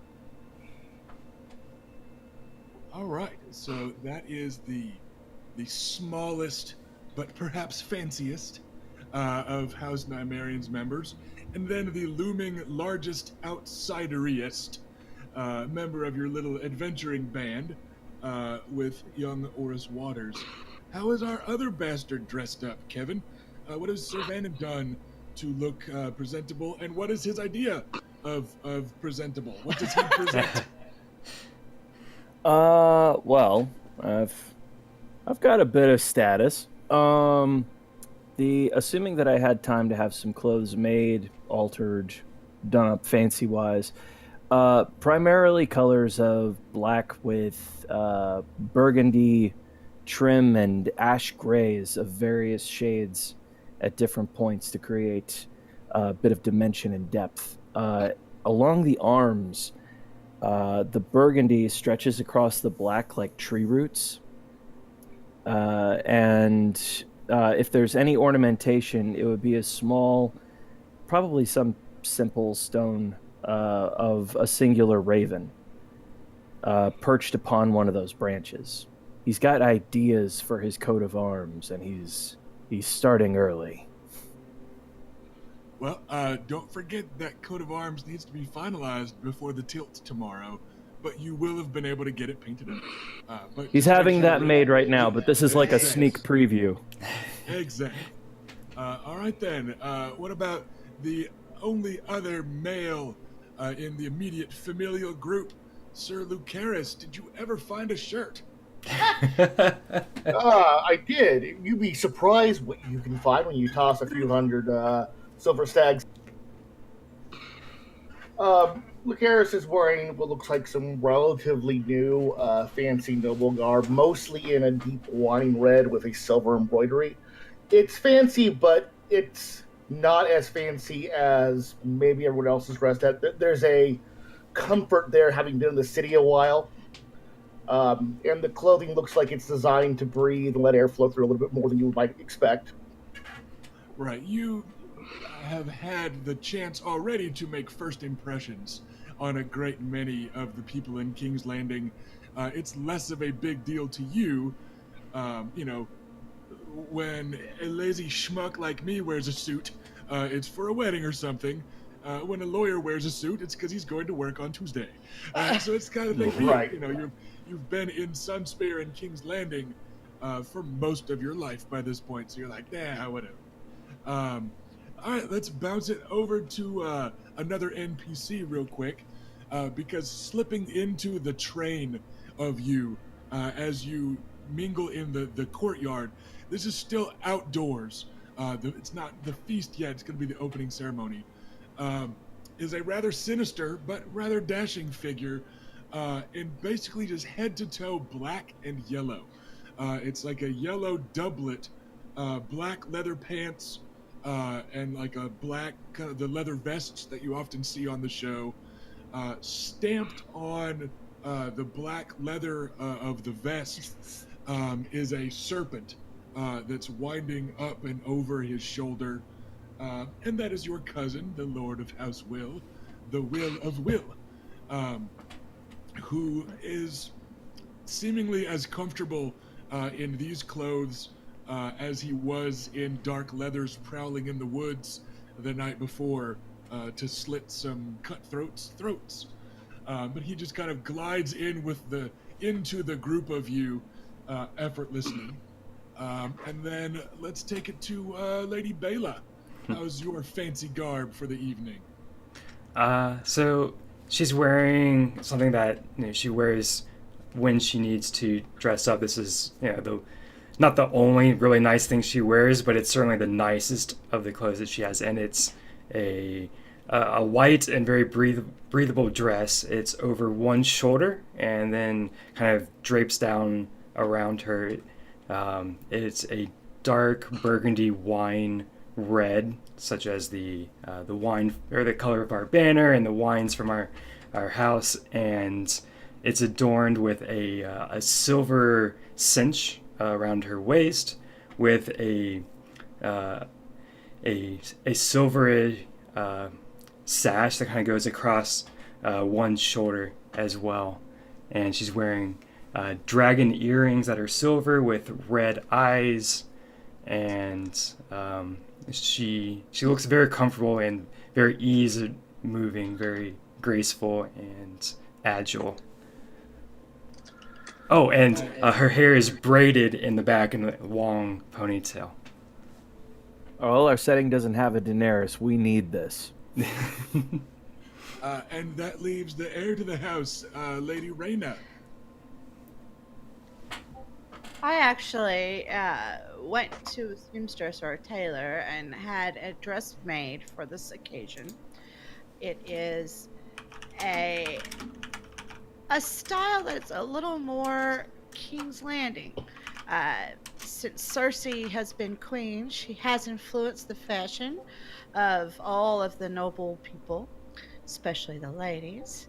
And so they have those long sleeves with the points, like she wears, where it gapes down and it comes down to to her knuckles, and it's in of course the dark wine red with samite is apparently a type of fabric where you have precious metals woven through. Normally it's gold, but I got mine done with silver. So I use that for the insets in the bodice because it's cut very actually low, but it has the inset to retain modesty. And the shoulders. Oh no! Yeah, the shoulder is that stiff collar that is almost off the shoulder. You've seen it on the show. I've only ever seen Cersei wear it.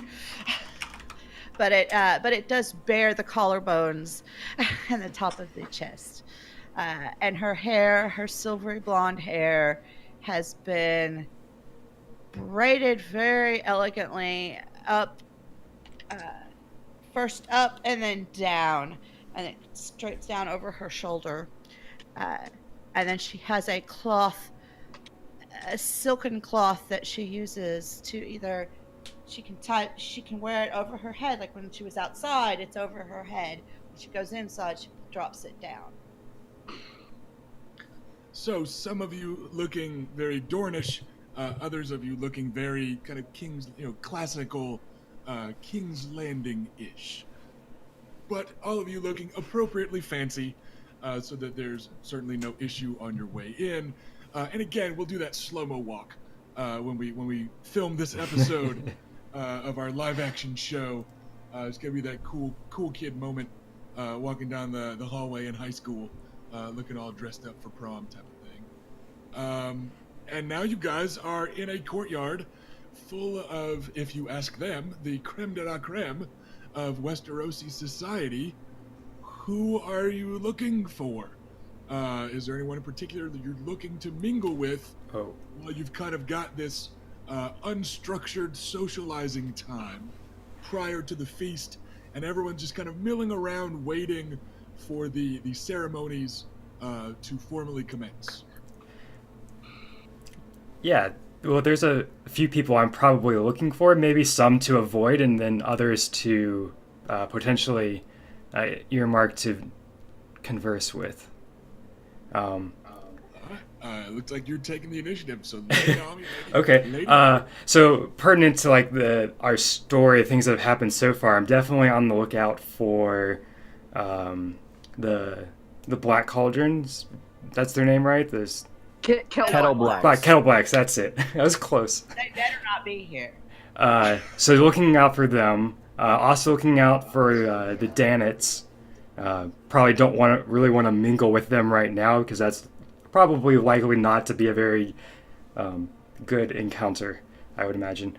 Gonna look out for any other Dornish houses, perhaps like the princesses.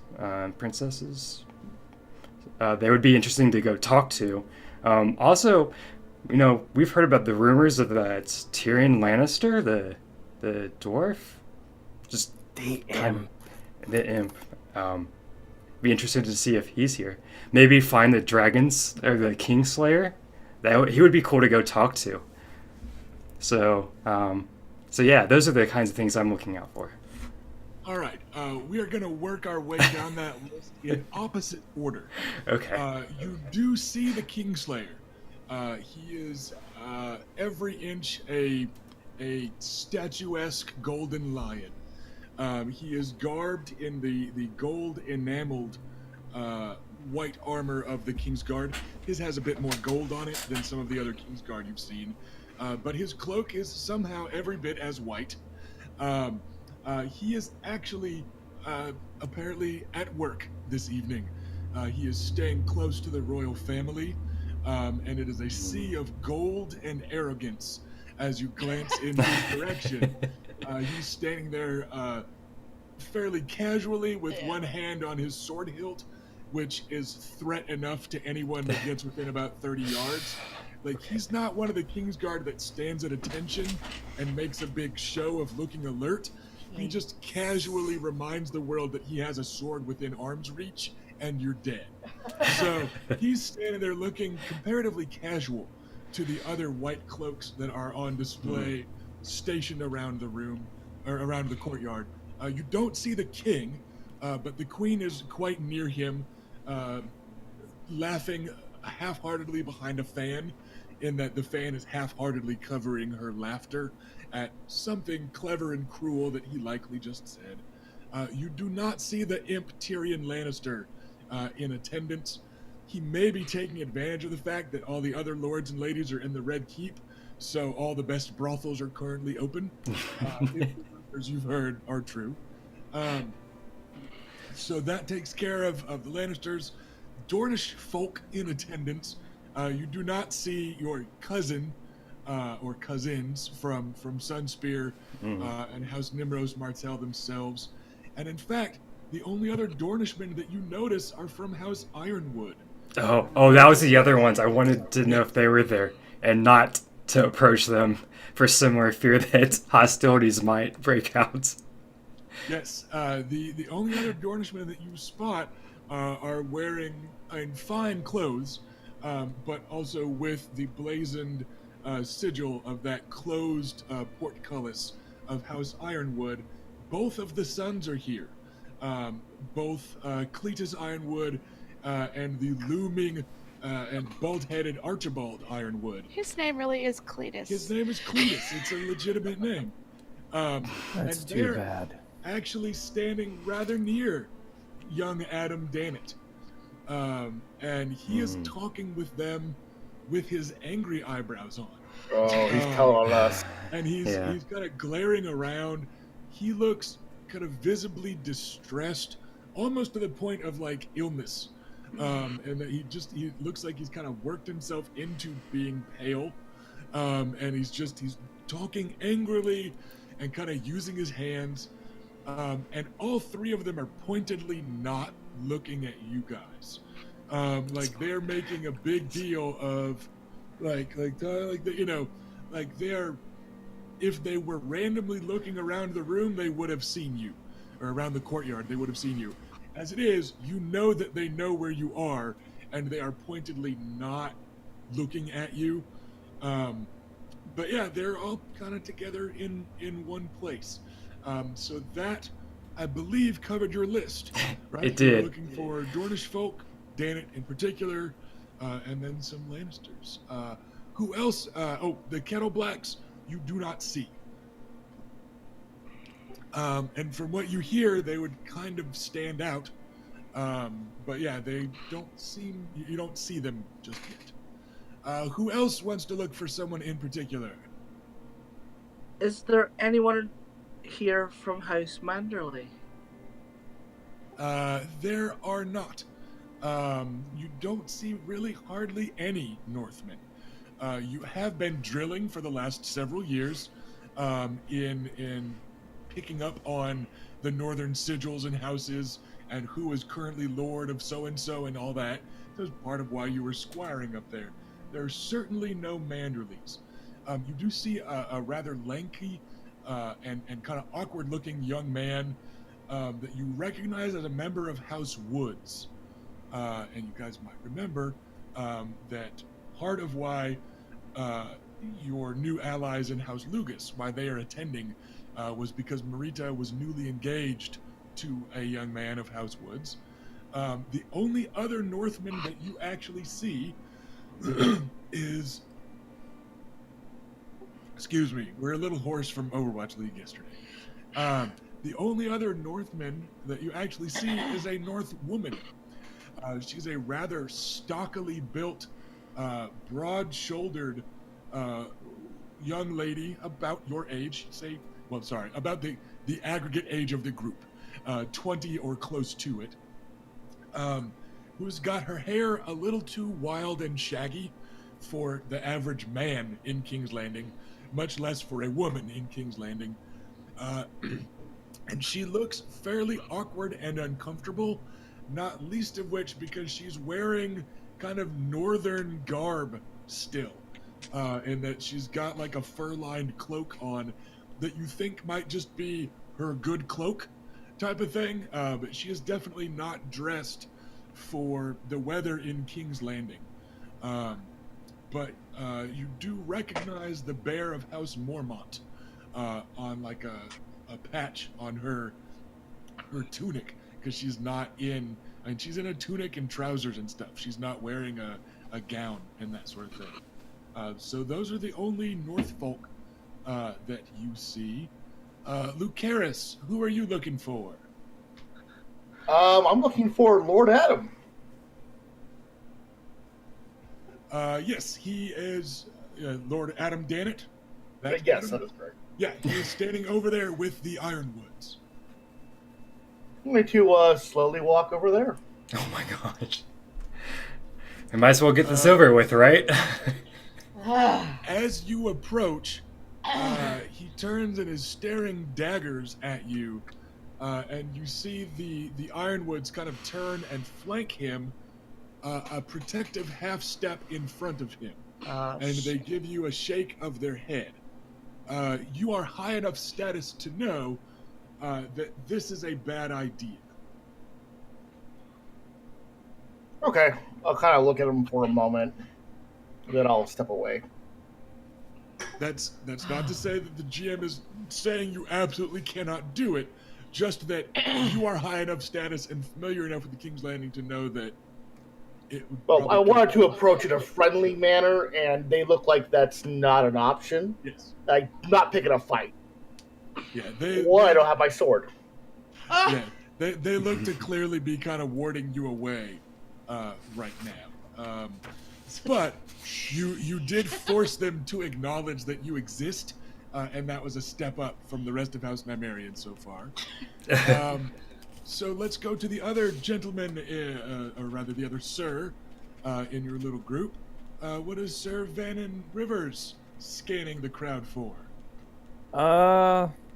Did you see my thing in Discord? I did, but you still get to say what you're looking for. I'm keeping an eye open for my blood relations. They are easy to spot, and they don't look terribly interested in approaching you themselves.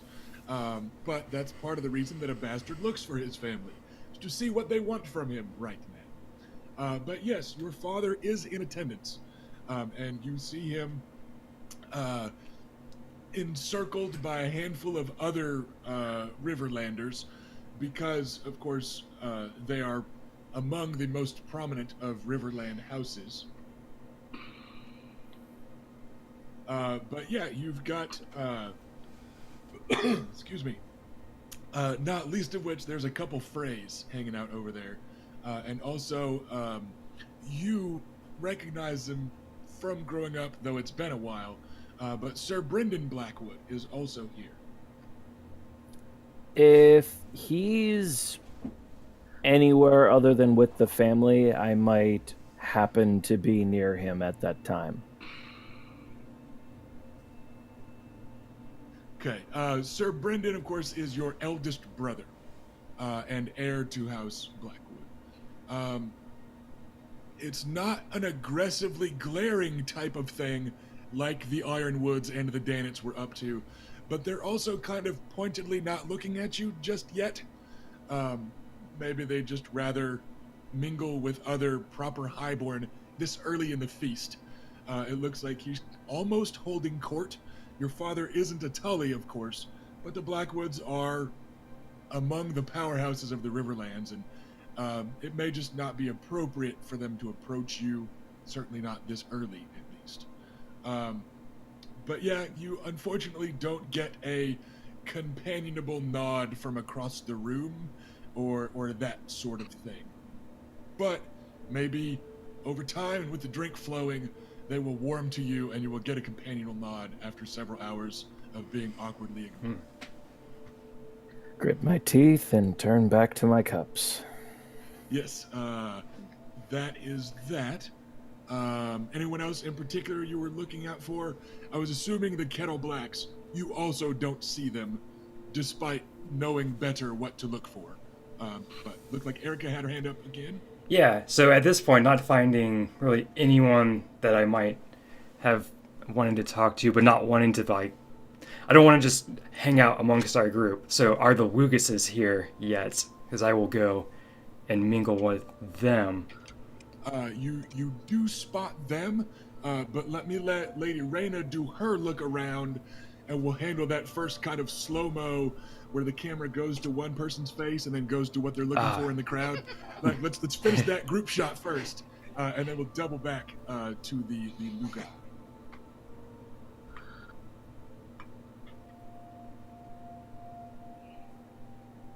I thought he was going to hold the button for me. Nope. I am looking for... I'm basically just have a checklist. I'm going like from left to right over the room, and I'm organizing them in my head in numerical order of who is most important and who do I least want to interact with. Okay, quick answering a text question. You are not sure exactly who this Mormont woman is, or rather Adam isn't sure. You know that the Lady of Bear Island has 2, maybe 3 daughters. You can't recall. House Mormont isn't particularly powerful. They're kind of the opposites of the Manderleys, both geographically and in outlook and civility. So you suspect it's one of her daughters. It would kind of have to be wearing that, but you're not sure just who it is. To answer the Lady Reyna's scan of what you see, the ones that are the most powerful and also the ones that you the least want to talk to are currently the same, and that would be Cersei Lannister, and the knot of her and Jaime the Kingslayer. They are attended to by a pair of squires that look like they could be, secondhand clones of Jamie. They're just very blonde, very pretty young men that are refilling the queen's cup and making a big point of laughing after about one comment in three that either the Kingslayer or the queen makes, and that sort of thing. The king is not yet visible, and you also don't see the king's hand just yet.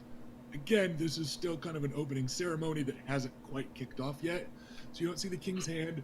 You don't see Stannis Baratheon, the master of ships. You know, he's somewhere in the city, but this is a party, so he might not show up. So that's where we're at there. We can go to House Lucas or we can go to Ash. Is it about House Lucas, Ash, or is it something else? No, I mean, I was going to ask about House Lewis, but the other kind of big names I was going to ask about attendance are Renly or the princess here yet? They are not. You have heard that Renly might not be attending, and a few people have joked that it's because Sir Loras isn't here. But you have heard that Renly was visiting in the Reach, so he might not be here at all. Princess Marcella, Prince Joffrey, and Prince Tommen, you don't see any of them in attendance just yet. So let's double back to House Lugas. You may recall that their house sigil is a silver chalice inlaid with emeralds on a black field. And as is often the case in Westeros, the hint is to play Where's Waldo looking for color combinations. And you do see the three of them. The Lady Marita seems to be handling the black all on her own. But you recall she is technically probably still in mourning for her second husband's death. But she is wearing almost entirely black. Her one kind of nod to the party is that there is a perhaps troubling amount of cleavage on display for a widow's mourning clothes, and that display is kind of supplemented, or the eye is drawn to it, by a silver chain with a large emerald on it that is swaying rather distractingly between her Lugas tracts of land. But she's wearing just black. Also quite dark is Orton Lugas, but his is just kind of a subdued black and silver, and he's kind of got like a dark green piping here and there, and that sort of kind of green trim. But it's a fairly, I don't want to say sparse or Spartan, because it is nobleman's garb, and it's probably like the best he could get done on a Lugas budget. But House Lugas's budget isn't generally aimed towards fine clothes. They're kind of a rowdy Stormlands house. But his is kind of fancy. It's well crafted, but it's fairly simple work. It's not what you would expect on like a fancy full-time courtier, here in the capital. Nathan, meanwhile, is in bolder colors, wearing the Orton silver and green, kind of out to catch the eye. A bit bolder, a bit less dour, certainly less grim than either his bookish, introspective brother or his nominally grieving widow of a sister. And you actually see them making their way through the crowd towards Sir Langley Woods, the Northman that you spotted before, who's otherwise standing by himself, looking fairly uncomfortable. Is Sir Langley? Sorry. Is Sir Langley the one who was mentioned in the betrothal? Yes. You'd heard that she was betrothed to a Sir Langley Woods. There is a Woods standing alone that they are approaching. It better be him instead of his brother or something. There could be trouble.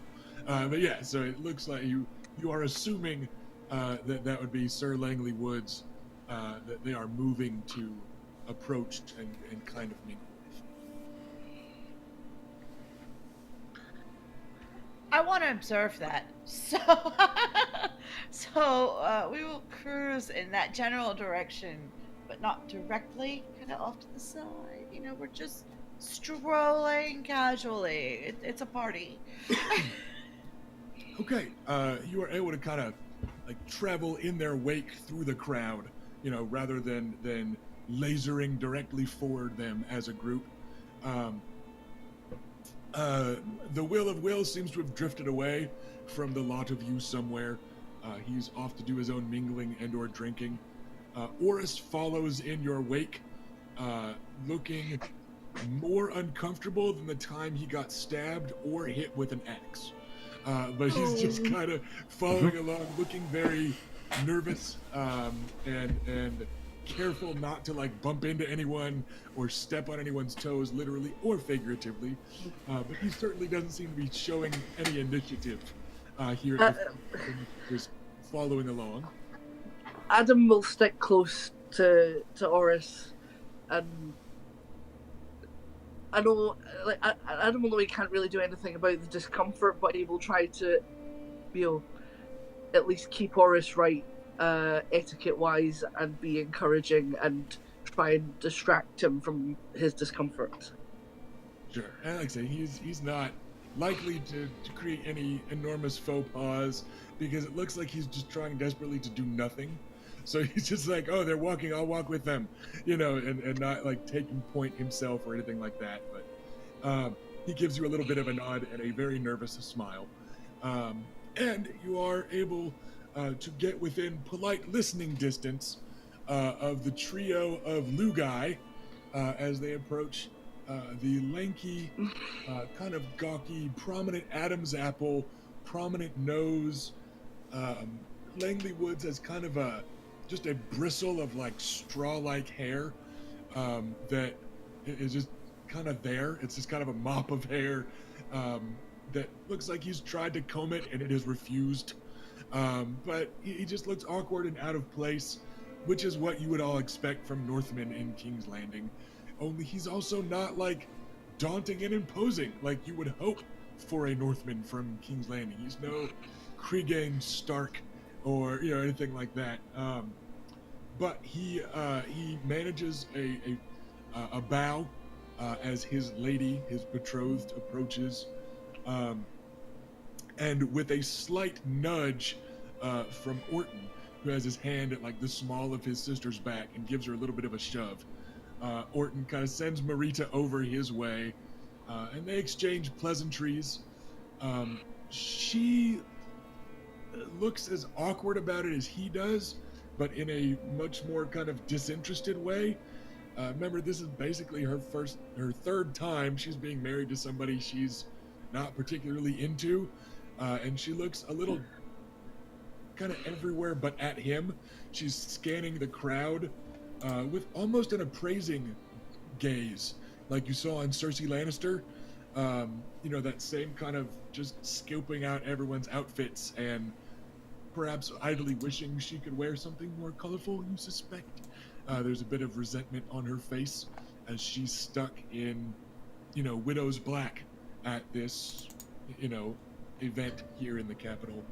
But it's not a big dramatic thing. They don't go running to one another and embrace, but she also doesn't, throw wine in her face and slap him or anything like that. It's just kind of two people being awkward and distant at one another. You notice that Nathan is also scanning the crowd and then leaning over towards his brother and saying something probably awful in his brother's ear and kind of elbowing him in the ribs. So he's probably talking about the other, daring low-cut gowns on display. And you notice that Orton is just kind of ignoring him and occasionally rolling his eyes. He looks like he's feeling better. He's back to form of sighing exasperatedly at his jock bro of a brother. But looks like Lucases are just gonna Lucas.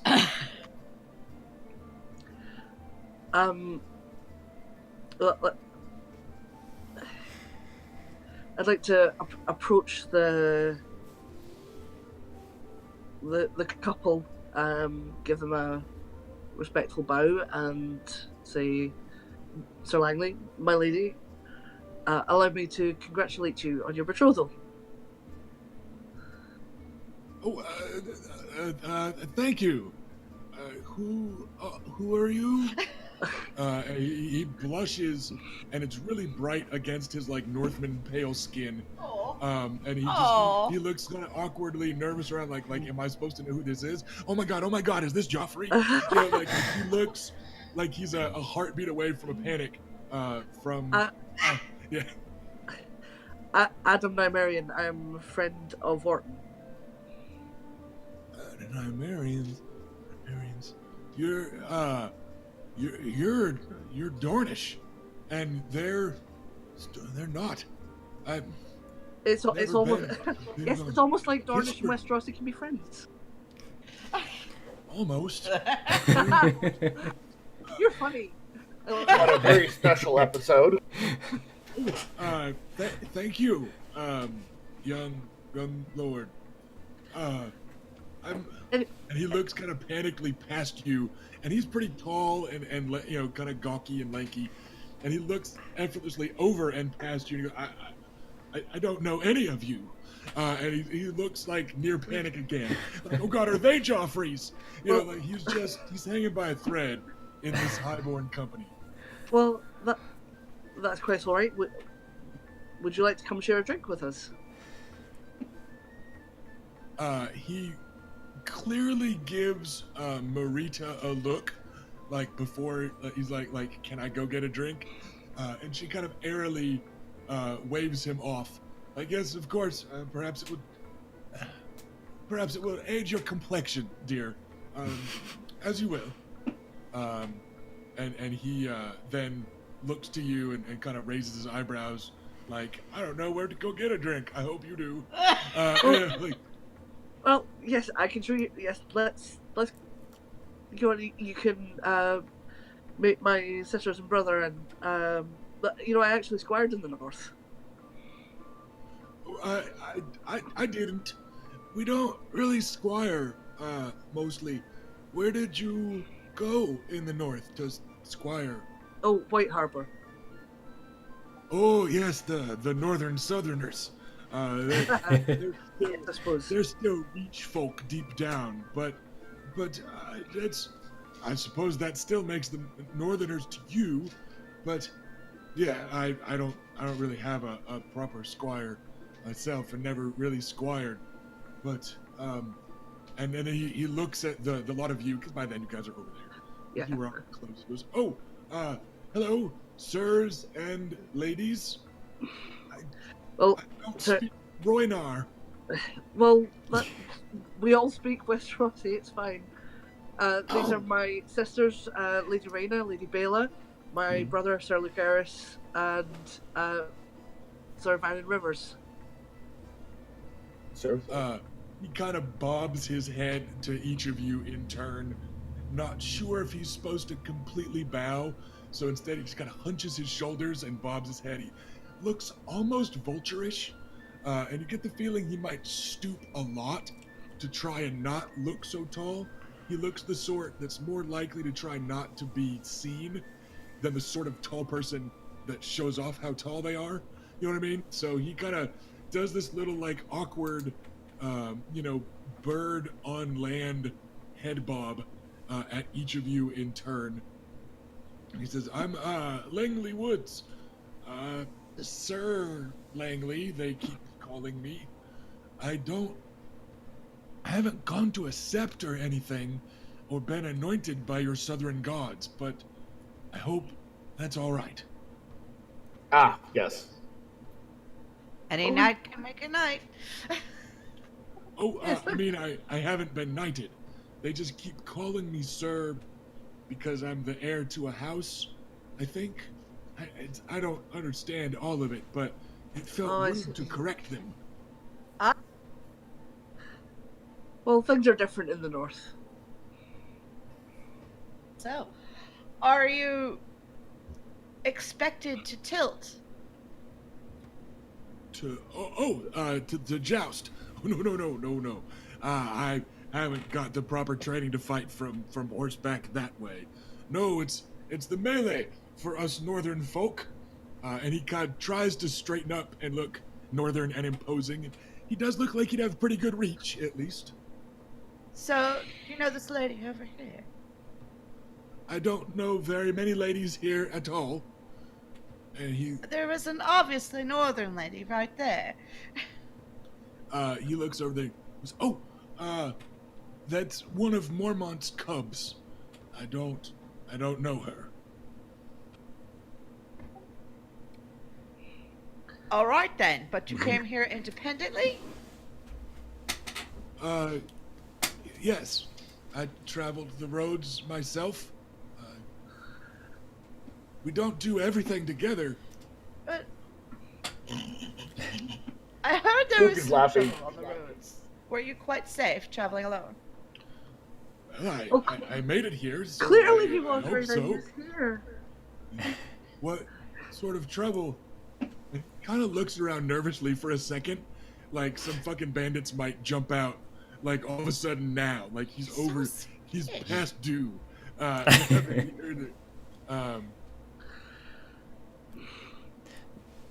The roads from where you come from must have been better. Have a drink. Oh yes, quite right. Thank you. This wine is sweeter than I'm used to at home, but it's quite nice. Thank you. Oh, is this your first time in King's Landing? Oh, it's my first time in a city. It's my first time here as well, though not first time in the city. There are a lot of people in the South, and a lot of people in cities. So there are a lot of people in this city in the South. That is true. And even as he says that, he just looks around like just the courtyard of a couple hundred noblemen, like, holy crap, this is a lot of people. Like, never mind that there's, 500,000 or more living in the actual city. Like, he's looking around like just the courtyard is a daunting population to him. House Woods is not a large or prominent house. And they are named that because they're in the middle of some of the woods, even for Northmen. So, yeah. So, is your wedding going to be here? He actually goes pale at that. Like, just thinking about the wedding is itself so very daunting. Oh, I hope not. So many people. No. We'll be taking Marita home with me, and we'll be saying our vows before a heartswood tree, like northern folk, not proper folk, northern folk. Well, I'm sure that sounds lovely. He kind of gives a wistful and nervous sigh. Says, "I hope she likes it." Oh. Marita's gonna eat him up. And chew him up and then spit out the pieces. And then chomp on. Have you ever started a conversation and immediately regretted it? No, but I've seen it happen. Yeah, if you were to ask that in character, Sir Langley would be like, all of them. He just looks nervous and out of place, which is fair because he is out of place and should be nervous about it. That said, before you lot can make him outright faint, you hear a trumpet-esque fanfare and the blaring of horns, and then a collective gasp and the thunder of hooves. And as everyone turns, what the hell is going on, King Robert comes charging into the courtyard, waving a sword overhead, riding on maybe the biggest warhorse you've ever seen. It's this huge blood bay that looks for a second like it's wearing like silver dragon scales. And as he like makes his way around the edge of the courtyard, roaring in a way that you feel might challenge a dragon, It gets near enough to you that you can see that it is a scale mail made of silver stags. That is the barding on this monstrous destrier.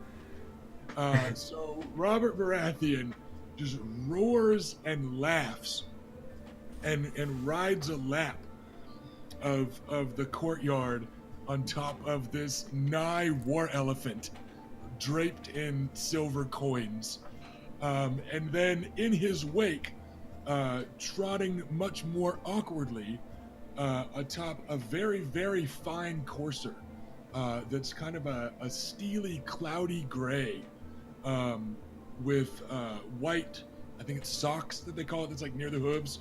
So kind of white up, mid-leg, and then a kind of mottled gray.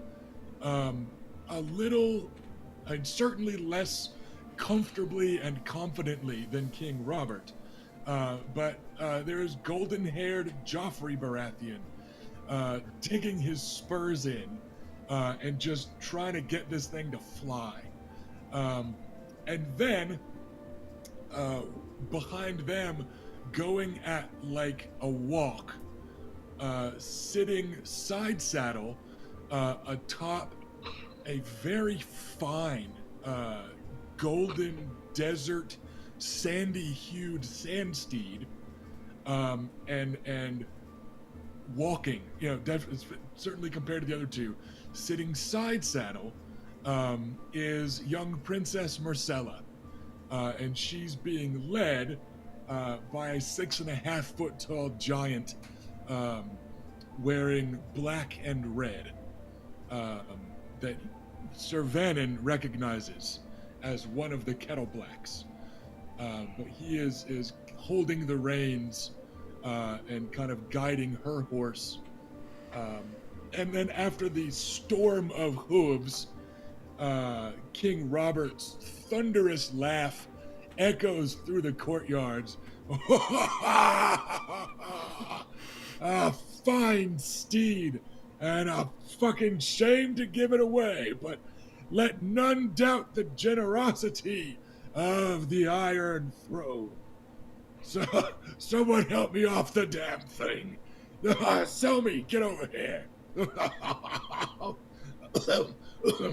There we go. And there's a small storm of activity, and the Kettle Black vanishes to be joined by a pair of other Kettle Blacks that are standing 15 or 20 feet away from the rest of the now assembled royal family, as King Robert, after 2 tries, is able to get his leg up and over the back of the horse, and he stays standing on a little raised platform that he climbs down onto.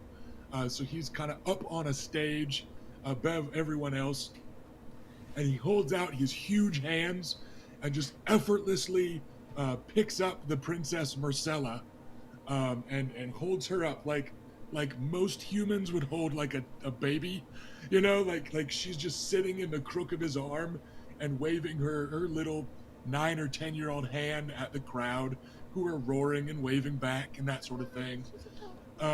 Joffrey rides an extra lap on his courser, just leaning low over it and wailing on it with both sides with like a riding crop, and digging his heels in.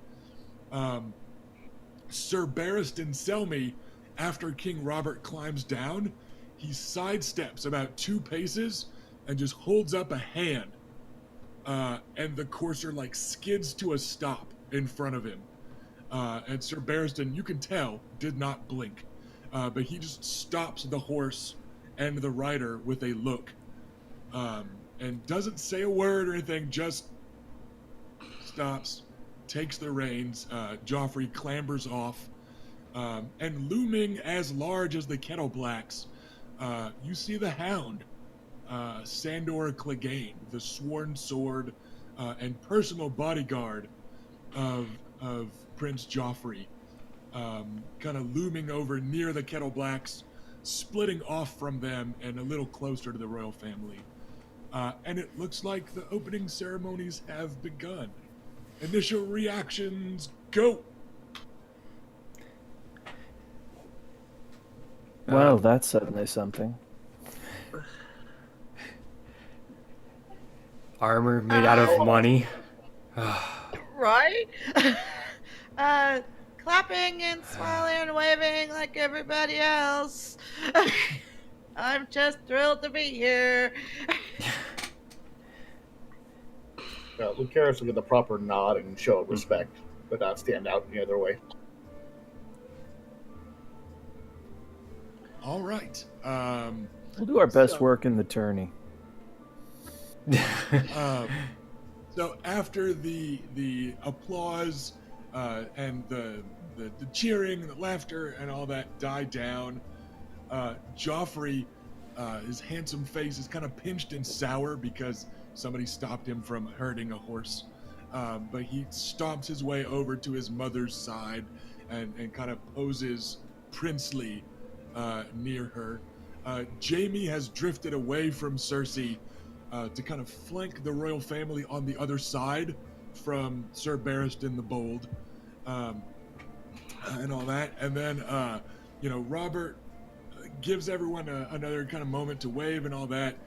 And then the Princess Marcella lets out like a girlish giggle and kind of uses his arm as like a little swing as he kind of reaches out and lets her down. She kind of clambers down him like a tree in a very kind of girlish, happy, playful way. And then Cersei gives her a look and she kind of straightens out her face and looks princessly and makes her way over to where her mother is standing.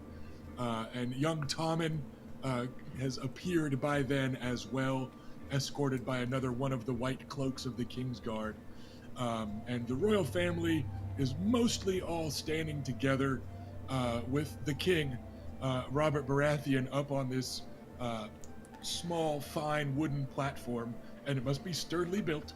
And he goes, "Welcome to my only daughter's tourney. With our arrival and a look at the rewards that are up on display, let's toast first and then talk prizes in a moment."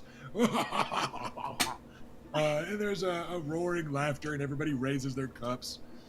Nathan Lucas lets out like a classic rock stadium woo echoing near you.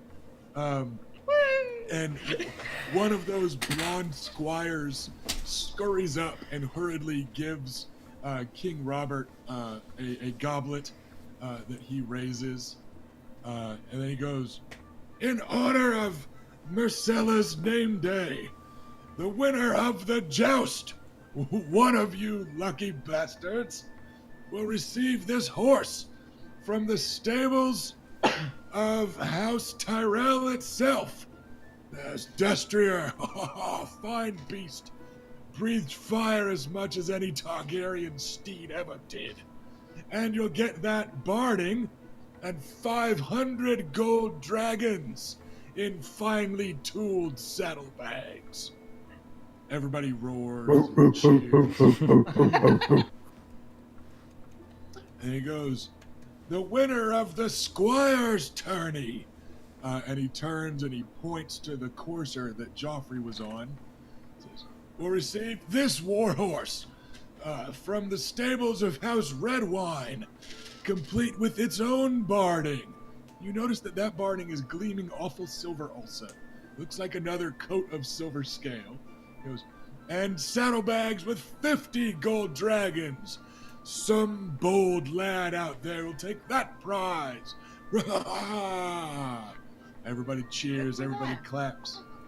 And then he gestures distractedly off his little stage, and you see John Aaron, the hand of the king, kind of shake his head and sigh, and he holds up a very fine-looking bow that's made of a strange material. And then Robert bellows anew, "Some lucky archer will take home this bow of dragon bone, a gift from a prince of the Summer Isles. And 35 gold dragons also. Let's say, 35. That sounds fine. And then he goes, what else? Oh, yes, Princess Marcella's horse. And he gestures towards that golden-hued sand steed. From the stables of House Dane, a gift from the young Lord Edric himself. A sand steed and 35 gold dragons.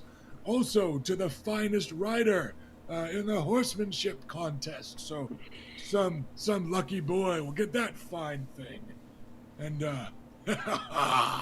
and the melee.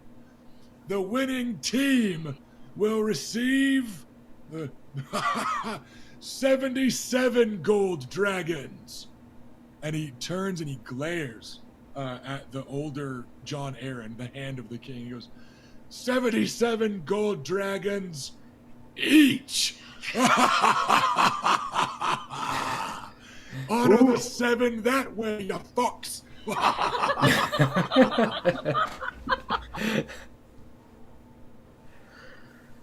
That is big dollar. Mm-hmm. So the crowd goes fairly ballistic. The way wealth is measured in this RPG, these are really, really pretty generous prizes. With some of the weird numbers that were thrown around in the books in the show, for tourney prizes, it's not. But those numbers were absurd. Like, he gave away 10,000 gold dragons to the winner of the archery thing. That's just not going to happen. Sorry. But those of you that just got done making characters and got your wealth basically doubled by a royal boon, you know that this is some real money. So it takes a while for this courtyard of people, every one of whom is picturing themselves or some relation taking home every single prize. And in a meta-narrative sense, this is the result of the royal boon going to House Baratheon last week. They're sowing off the wealth of House Baratheon by giving it away, because that's how Robert Baratheon works. As the crowd starts to die down, and everybody's like just eyeing these wonderful mounts, and Sir Vannon, you can tell, even with the barding that they're wearing, to clarify, the sand steed, of course, isn't wearing barding, but it is wearing like a padded, the fanciful quilt stuff of House Baratheon. But even without getting a good look at these horses in their entirety, you can tell that these are the equivalent of like Castle Forged steeds, one and all. So they are very, very fine examples of horse flesh. And also each one of them is literally, two of the three is also wearing a coat made of silver coins. And covered Look at that horse. full of gold. So, let none doubt the largesse and the responsibility with coin. Your liege lord, Robert Baratheon. As soon as the roaring of the crowd dies down, Robert almost knocks himself off his little pedestal with a huge wave of one huge arm, and he goes, "Let's get inside and do some eating!" And again, it's like a battlefield charge voice. You can hear that exact same tone as like somebody was taking a battering ram to somebody's castle wall, or like a castle gate. Like, he probably would say the exact same thing in the exact same tone. So his voice just echoes and rings in this courtyard. He is every bit as larger than life than you would expect. And he doesn't seem to shrink much as he somewhat awkwardly steps down off his little platform pedestal. You can see he's still well over 6 feet tall. And he's still a big dude. He has certainly gone to seed, but he is just large. He is very, very loud, even compared to the other very loud people you have met lately. And you could certainly see, or rather hear in your mind's eye, hearing that same roar as he was coming at your second cousin or so, Rhaegar, with that hammer at the trident. And you're like, yeah, like that would suck. I would not want him yelling orders to an army we oppose. And you kind of can't help but think some of that, um, just from the size and the energy of that man. But we're gonna go to another kind of jump cut and get into the feast itself, because this is another thing that's pretty formalized and structured, in that the seating at these feasts is not an accident. Unfortunately, because people tend to be seated by kind of realm, in what is supposed to be Oh, an no. effort to cut down on conflict. Oh no. Oh, You guys are not seated right next to House Dannet and House Ironwood. In what is kind of a break from protocol, you have instead been moved farther down the table. And House Dannet and their patrons, House Ironwood, because remember the Dannets were taken from you as a banner house and given to House Ironwood. So nominally, Adam Dannet kind of reports to the Ironwoods, and then through them, but they are seated to Robert, closer to him than the other Crownlanders and Stormlanders. That's In an strange. effort to put distance between them, you suspect. You are near the Northmen, and in a savvy move, it's Stormlanders and then Northmen. So Langley Woods is sitting near you, and the Lucases near him. Though you can't help but notice that Merida maneuvered at the last moment to not actually be seated next to her betrothed. She is instead looking at some other handsome Stormlord, other Stormlander nearby, and engaging in all sorts of courtly gossip and stuff. But she managed to put her brothers between her and her betrothed. And you think you heard her say something specifically to Orton, like, you arranged it, you sit by him. Type of just a little bit of waspishness, just a little bit of salt. But you're basically at the end of the table. Now, it's still a table of high honor. You are still at the main table as the status of your house permits, because the hall is broken into multiple feasting tables, because there are hundreds of people here. So you're arranged kind of in tiers by status, and within each tier, you tend to be arranged by region to cut down on squabbling and stabbings at the table. So you are still at the kind of premier table, not with the royal family, but with like the center table that abuts up to their table. And you do now see the leaner, kind of comparatively wolfish looking Stannis Baratheon, and his wife, the Lady Selyse Florent. You remember that a Florent is the master of the lists, and this is probably how he got the job. You all have high enough status and education roles. You also remember another rather salacious link between House Baratheon and House Florent, and that is that the one recognized bastard of King Robert is young Edric Storm, who was begotten upon a Florent woman. So they're linked a couple ways, by marriage and by birth. The sickly daughter of Lord Stannis of Dragonstone, ancestral seat of your kin, their daughter is not here. You've heard for years that she is ailing. You might toast to it, depending on your feelings towards the Baratheon usurpers who take Dragonstone.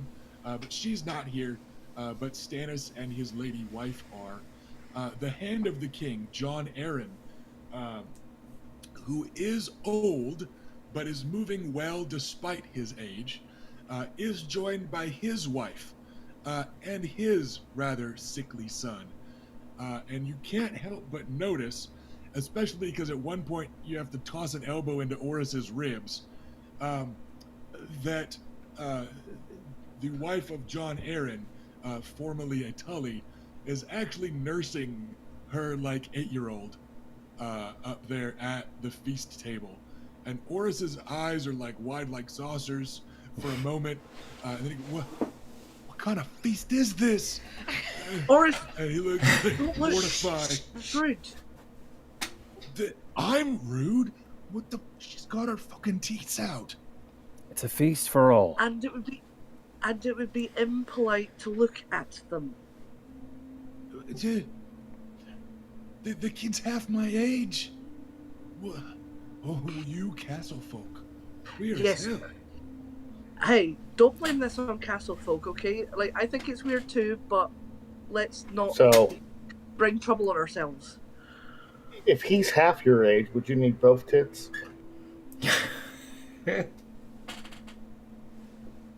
You always manage to I take try down. not I laugh and cover my mouth.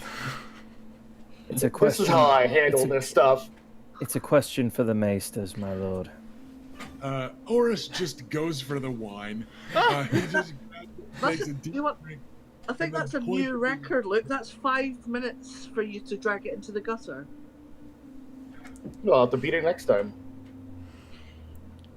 So yeah, Oris is now apparently out of the fear of drawing the wrong sorts of eyes. He is focused entirely on drink, because nobody's brought out the food yet. But before terribly long, that changes, and the feast commences. Now, you all have been to feasts before, but you haven't quite been to a feast like this one. Partially because the feasts in Sunspear, which are the otherwise finest feasts you've ever been to, have just very different menus. They're still quite grand, but there you're getting proper Dornish fare with dragon peppers and actual flavor. Here you're getting that bland Northman food, but it is still undeniably fine. King Robert is, at a glance, a gentleman that enjoys sharing his wealth, and a gentleman that also likes fine food and drink. And all of that is on display here. There are great crusty loaves of bread with big chunks of salt kind of baked into the crust and still kind of gleaming and shining. And that's the very first course in a symbolic nod to the, bread and salt.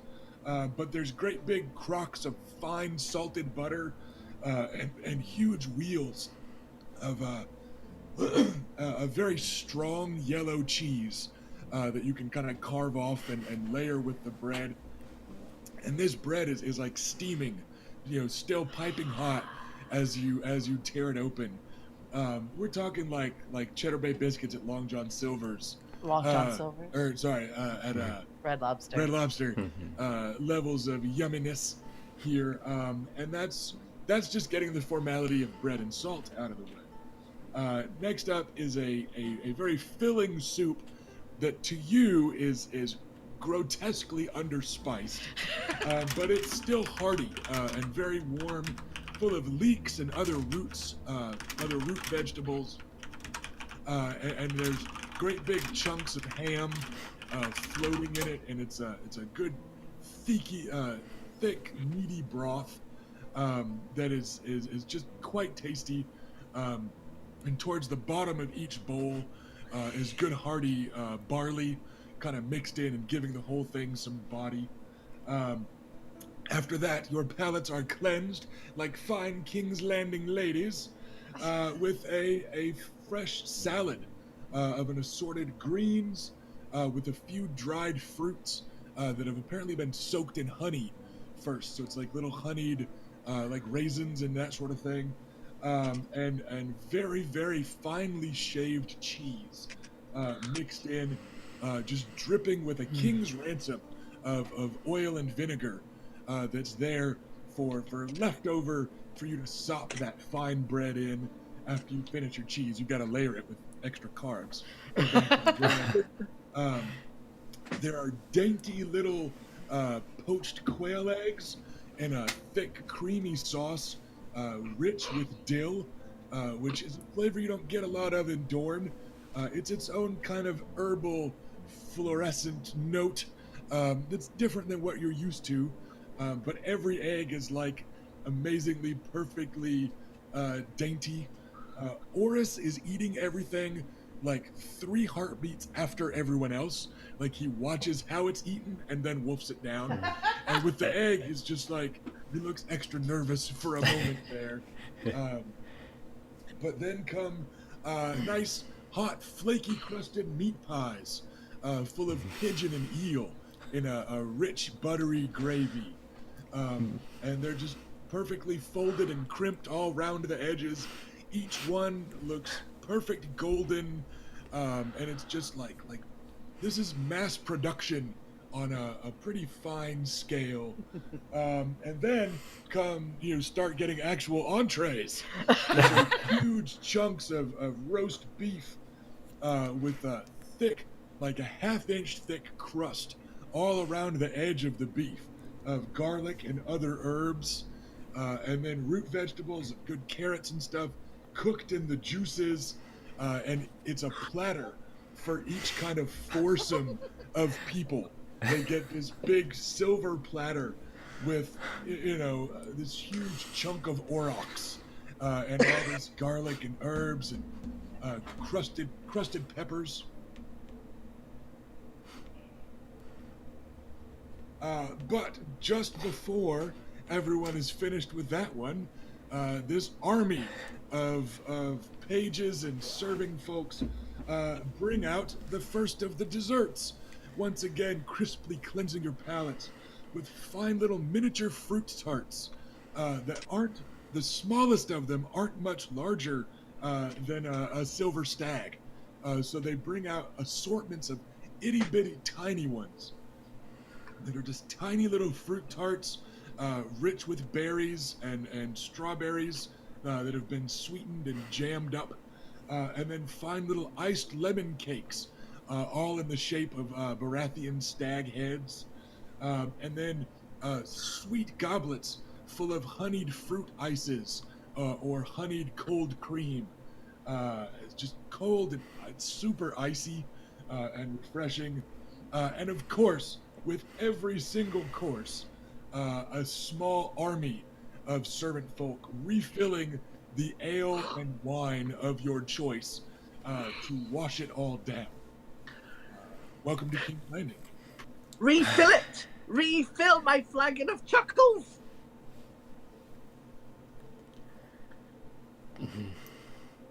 I especially like the ices.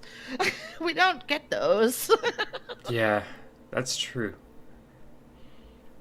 Hey, winter is coming. But not yet. Winter is coming to my mouth. That's what, nothing. So, Oris is hovering protectively over each plate.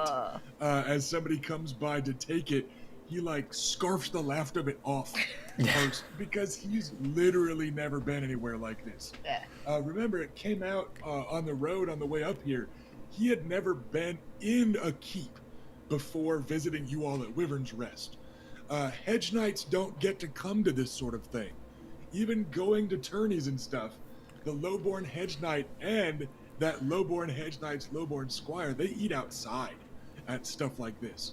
And he seems determined to eat all of it because he does not expect to ever see it again. And he is not sipping and savoring the fine wines.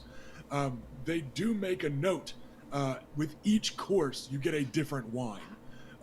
They rotate through the wines with each one. And you do get some Arbor Gold. You get a sweet red brought by House Tyrell. The servers don't seem to recognize you, but they do mention with the dessert courses comes a fine sweet red from the hills of Dorne and House Nymerian. So it would seem that Grandfather sent an abundance ahead somehow quickly enough. Um, so you do get a taste of home. You've certainly never had it with this sort of dessert before, but it is a fine pairing. So May I recommend we stand and toast the king with our wine? Yes. As Lady Very Reyna well. returns, she would no doubt want to lead such a toast.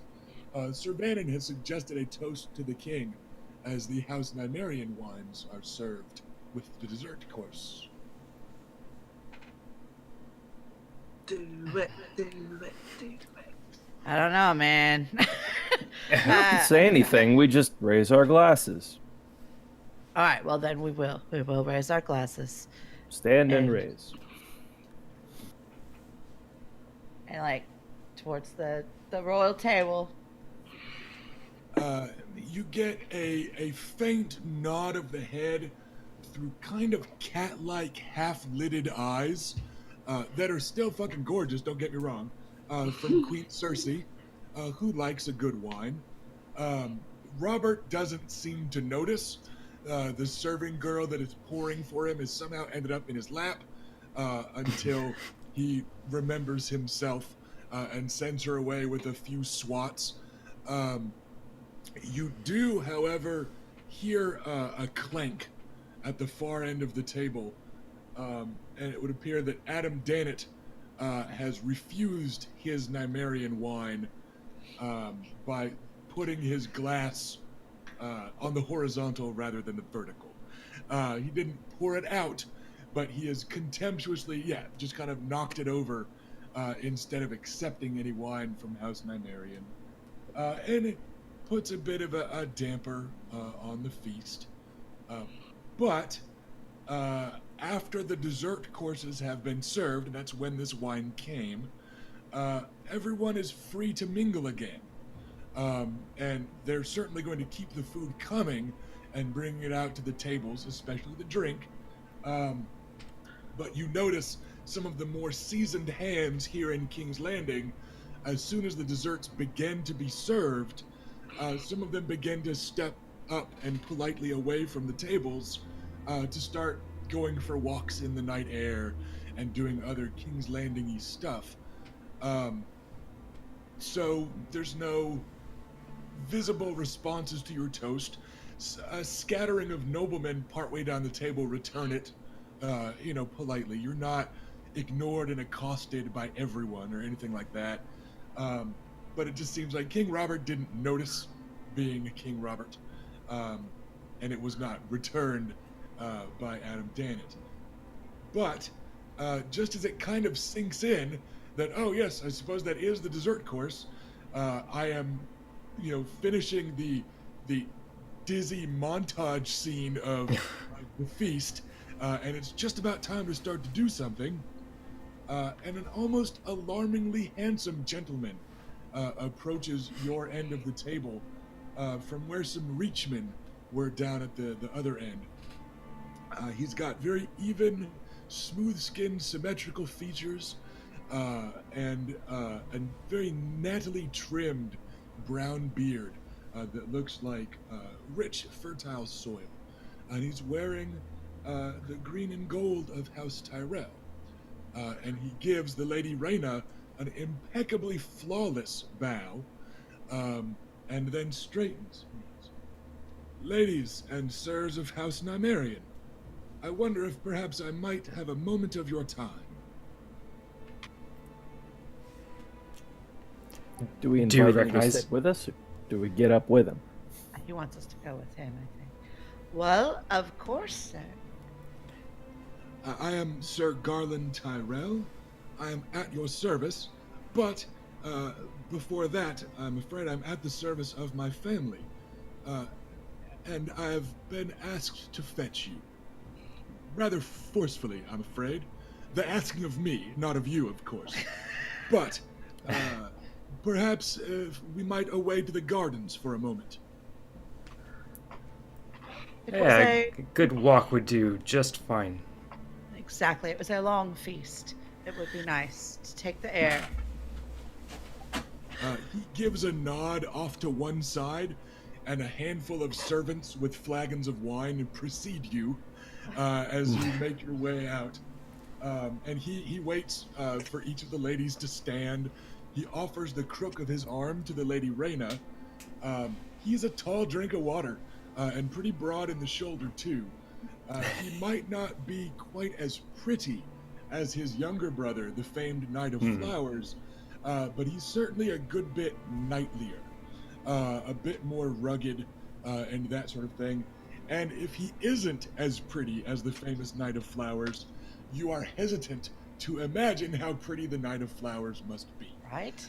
He is a very good-looking fellow, very neat, short, brown hair, broad in the shoulders, impeccably dressed in green and gold, and he keeps just the perfect pace for walking a lady through the gardens. Like, you imagine they are raised to learn the different speeds, like a horse is taught canter and trot and charge and gallop.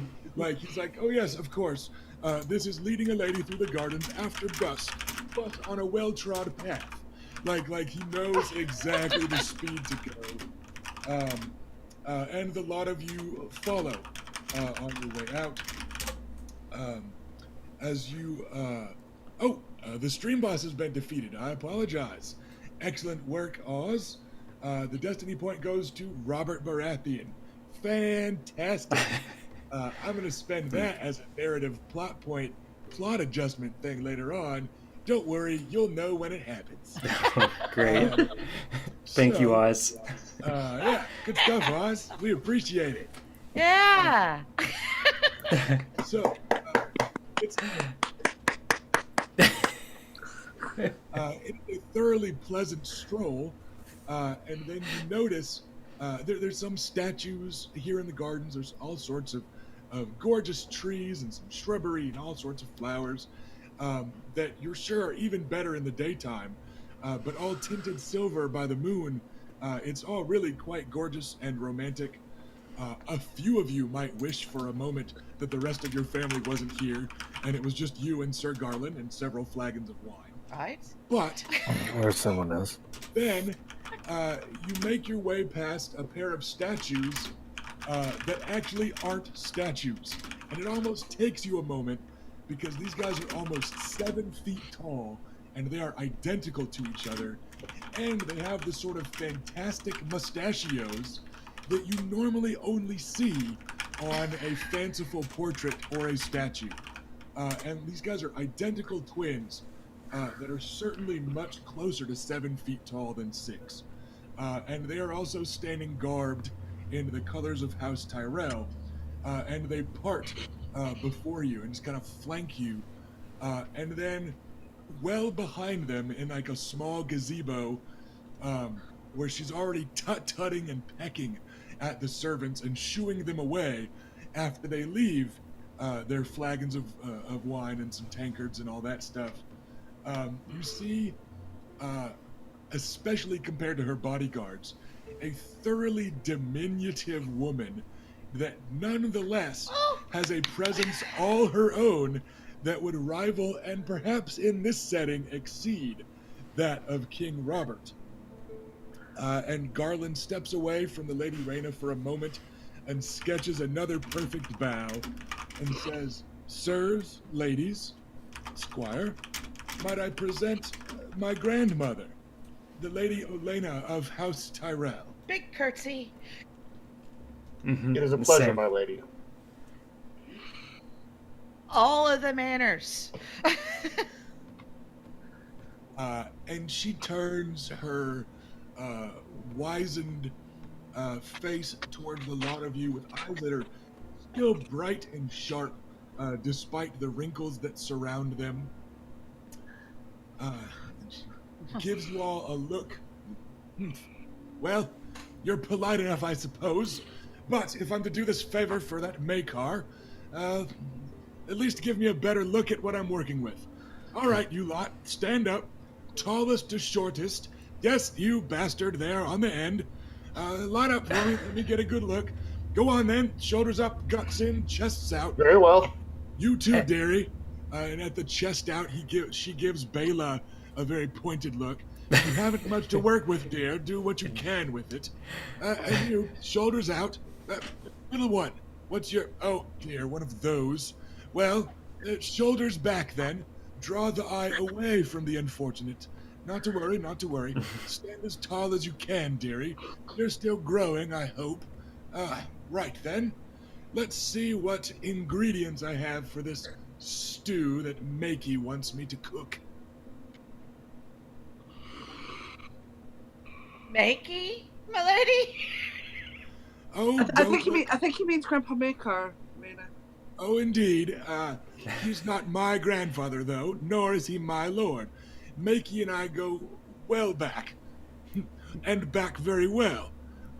Don't give me that look. I wasn't born dry as Dorn, nor him limp as a rope. Yes, I mean exactly what you think I mean, children. Oh, my lord. We know each other quite well. Mm-hmm. I'm trying to keep my composure as much as I can. Mm-hmm. Stand up in her strength. I see I've shocked you. Good. But put on your prettiest faces. And let's see what I have to work with here. No shock here, my lady. We'll start with you, then. And she gives Lucaris a look. Firstborn son, but you're Dornish, so that doesn't quite count, does it? Have you squirted out any bastards yet, boy? That I know of. Good, let's keep it that way. Make sure you don't follow up with any of them, just in case. It tarnishes the reputation and makes my job harder. In fact, try not to be seen visiting these pillow houses anymore. You're already making my work hard enough. But, I suppose there's something... what's that? Stoop down here, boy. Let me get a look at you. Closer. No.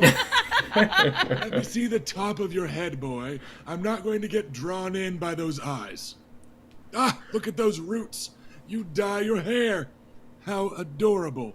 Stop doing it at once. The silver hair of you Valyrian folk is one of the few things still going for you under Robert's regime. Black hair is easy to come by, and she gives Oris a pointed look. But that silver is one of the things that we can work with. Stop the dyeing immediately. I have no idea what's happening, but yes, my lady, of course. You don't need to know what's happening, dear. This sort of thing best left to your betters. And in this, I assure you, I quite am. Well, no doubt there. Speaking of black hair, though, how about you? And she turns and looks at Bela with this face that is, in its way, certainly more fearsome than any tilt in the courtyard, or indeed the bloodlusty roar of the bandit that legitimately wants to kill you. You look very, very Dornish, but I suppose with the right crowd I could work with that. Straight as a spear and almost as flat, but with the right crowd I can also work with that, I suppose. Secondborn, that's too bad, but... Just by a few minutes, my lady. Indeed, but no one cares, dear. It could have been 5 years. I'm gonna nudge her. Like, Oh my god. Aside from hitting people with sticks, which a great many of my grandsons do, but none of my granddaughters, what is it you're supposed to be good at, Bela? Your grandfather didn't tell me much else about you, and I hope I've something else. I protect our house. I lead our armies. Yes, how fantastically droll. So... Yes, no, that will not do at all. We'll need to get you some sort of hobby, or at least lie about one until we get you pregnant from some husband of yours, but we'll see what we can do. We'll see what we can do. And you, and she turns and looks at Vannon. Yes, you're an entirely different class of ingredient, but the letter was quite specific. What about you? What are your hobbies, boy? Violence and animals, my lady.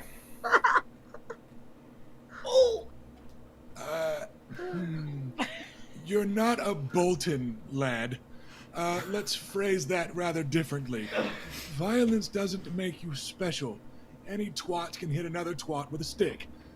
But at least it's a bit more expected in you than in her. When you say animals, I suppose you mean riding them or teaching them to do little tricks? Yes. Hound, raven, horse. I hunt. Oh, you hunt. Fantastic.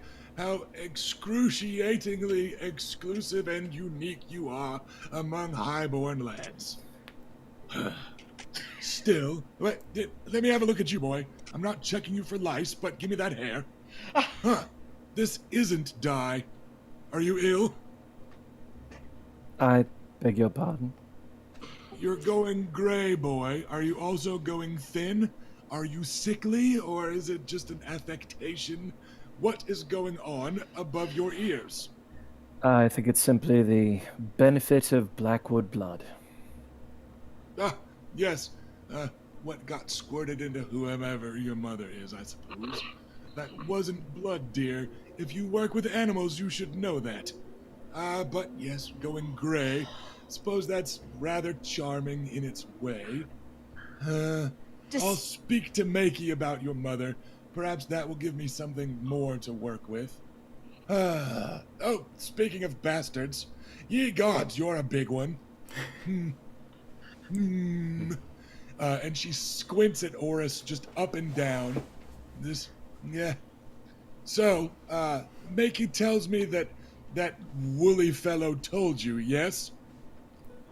And Oris just gapes wide-eyed at all of you, looking for some tip or permission or like, what is he supposed to do here? Just answer her question. Yes, yes, my lady.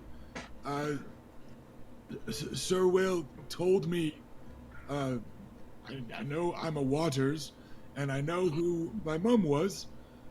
He said he'd tell me die in good time, but he's not here, and I suspect it's not a good time.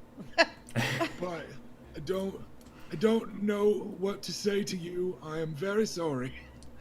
And she goes, yes, no, it's fine, dear. I don't expect you to know much. I know who your father was, and your mother, and I know who raised you, and thoughts aren't what you're here for. And don't worry, I know that you are good at what you are good at also. Well, still, you catch the eye, at least. But you... No, we'll save you for last. Back to you then, yes, with the leg. Now, don't take it personally, dear. One of my grandsons has much the same affliction, and for much the same reason. Though, his was a proud reach courser instead of whatever shaggy thing you were riding with the Manualies. But, not to worry, dearie. I found him a husband despite his leg, and I will try to find you one. Makey tells me you're smart. Tell me something clever.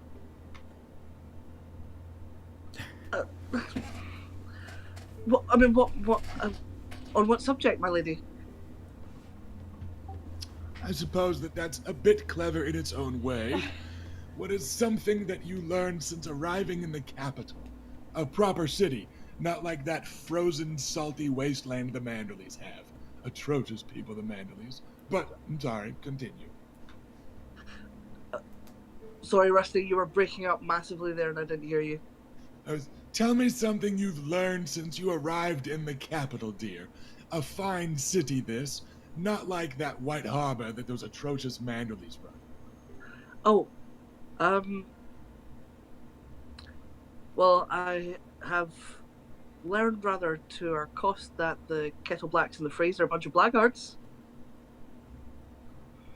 Everyone knows that the late Lord Frey is, well, the late Lord Frey. How did you learn that about the rest of the Freys, however, his sprawling brood of bastards? Oh, a couple of them attacked Oris. Oh, that's enough. If it was a fight, I don't particularly care. But fine. You've learned that the Freys are of questionable character. I'll write back to Makey and inform him at once of your keen perceptive eye. And the kettle somethings you said? Yes, Kettleblacks. Not sworn to anyone in particular. Oh, well then Little above brigands. I'm afraid I don't care much about them either, dear, but very good job learning that Lord Frey is of questionable repute and that brigands and sellswords might not be trustworthy. I'll let Makey know that you're not just clever, but quick. I'll tell him bookish instead of clever, I suppose. Still, you're handsome enough in the face, and you do have the hair. Hmm.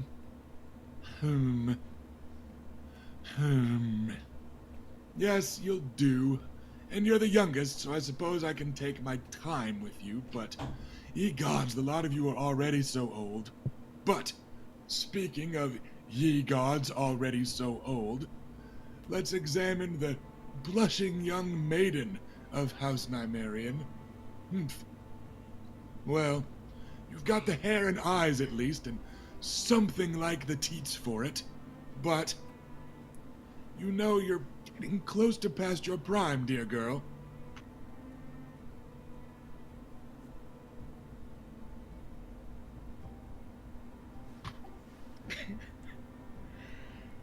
She's mean.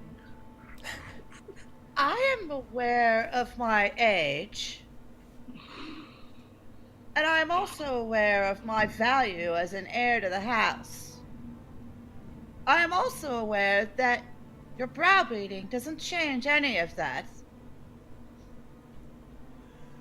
I assure you, dear, two of those three things you think you're aware of, you're entirely wrong.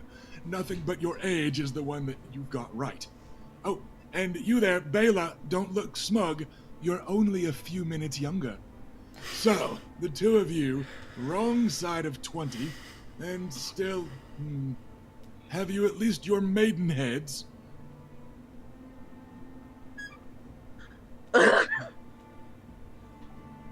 We spend an awful lot of time a horse, my lady. Not the way that Rivers does, I hope. I suspect. Well, just standing there and then just. Wait, what? Wait, what? I suspect, like everything that we have said, that was a wrong answer, Rainer. Don't worry about it too much, dear. There are no right ones when trying to make a good first impression with me. Still, none of you peed, none of you fainted, and none of you fled outright. Those are all quite commendable of you in their own way. But with so many of you completely distracted by poking people with sharp metal things, I suppose a lack of fainting and wetting yourselves is what could have been expected. Well, I'll write back to Makey and tell him that things will progress as we've already been discussing, but, well, you're a pretty enough lot, I suppose. So, it won't be the most odious of these tasks that I've set for myself.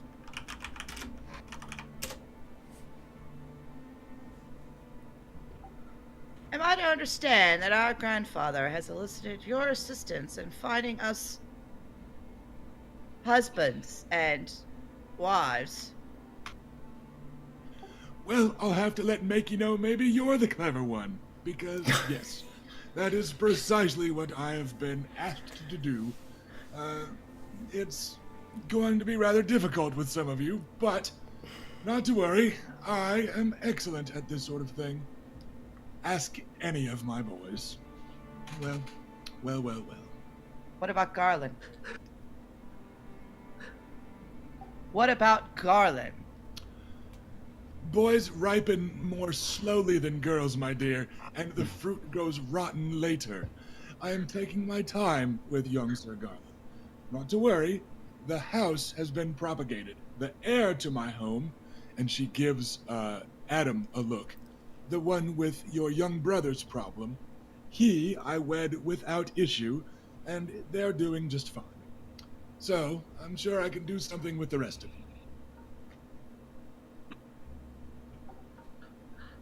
Well, yes, it's just It's just a twisted leg. Everything else still works. That's good to hear. I'm sure some blushing maiden will be thrilled to hear that. But with second-born sons that are the fourth-born in a Dornish house, the legs are rather important, dear. And she gives you and Bela both long looks. You are supposed to be the one that goes riding and stabbing things. She's supposed to be the one that's bookish and smart. But it seems that I'm a few years too late because you two have already soured that up. And apparently I'm not bookish and smart anymore either. I'll have to find another talent. If you can, that would be fine.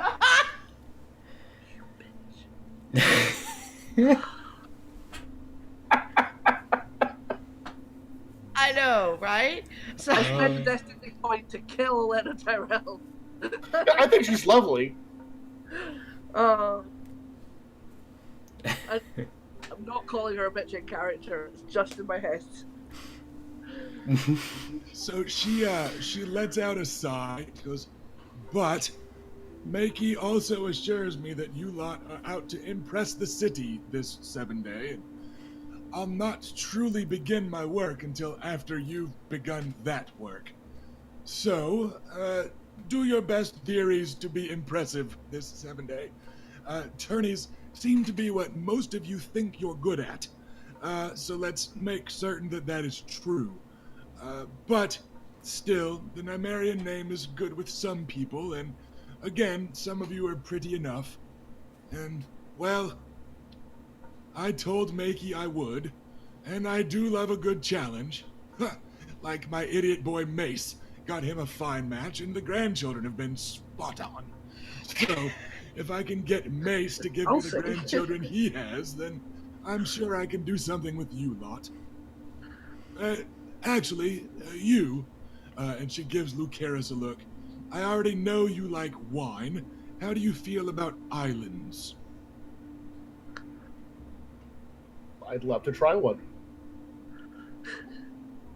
The Arbor, dear. Do you think that if you were to sail there, you'd get seasick and make a bigger fool of yourself? Bigger? No, I don't believe so. Excellent, excellent. Yes, I suppose perhaps I can work with that. Oh, Makey. Tell your grandfather he'll owe me big after this one. Don't worry, though. I'll tell him myself in letters. Well, anyways, back to the feast, I suppose. no, What? Oh, no. no. I'm thoroughly daunted. Please continue. I take a seat at the table with her. Well, aren't you just brassy? My lady, what do you know about Adam Dennett?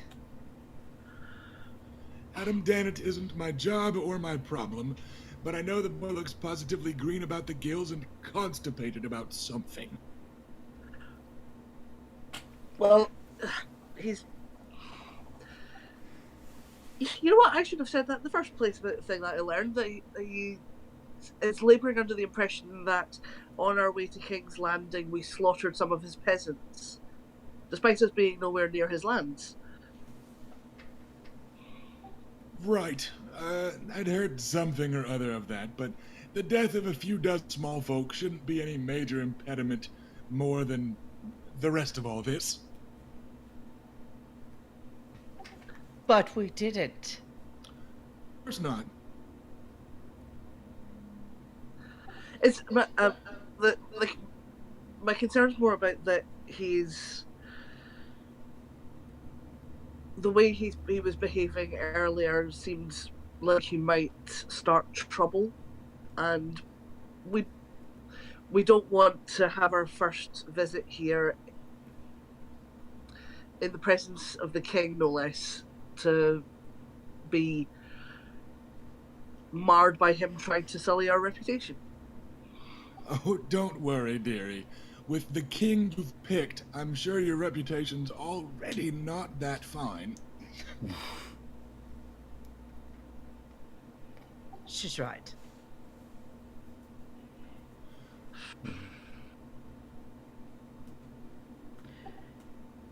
We will proceed just as we had planned. Lady Was there Olena anything will else? do. Sorry. Pardon?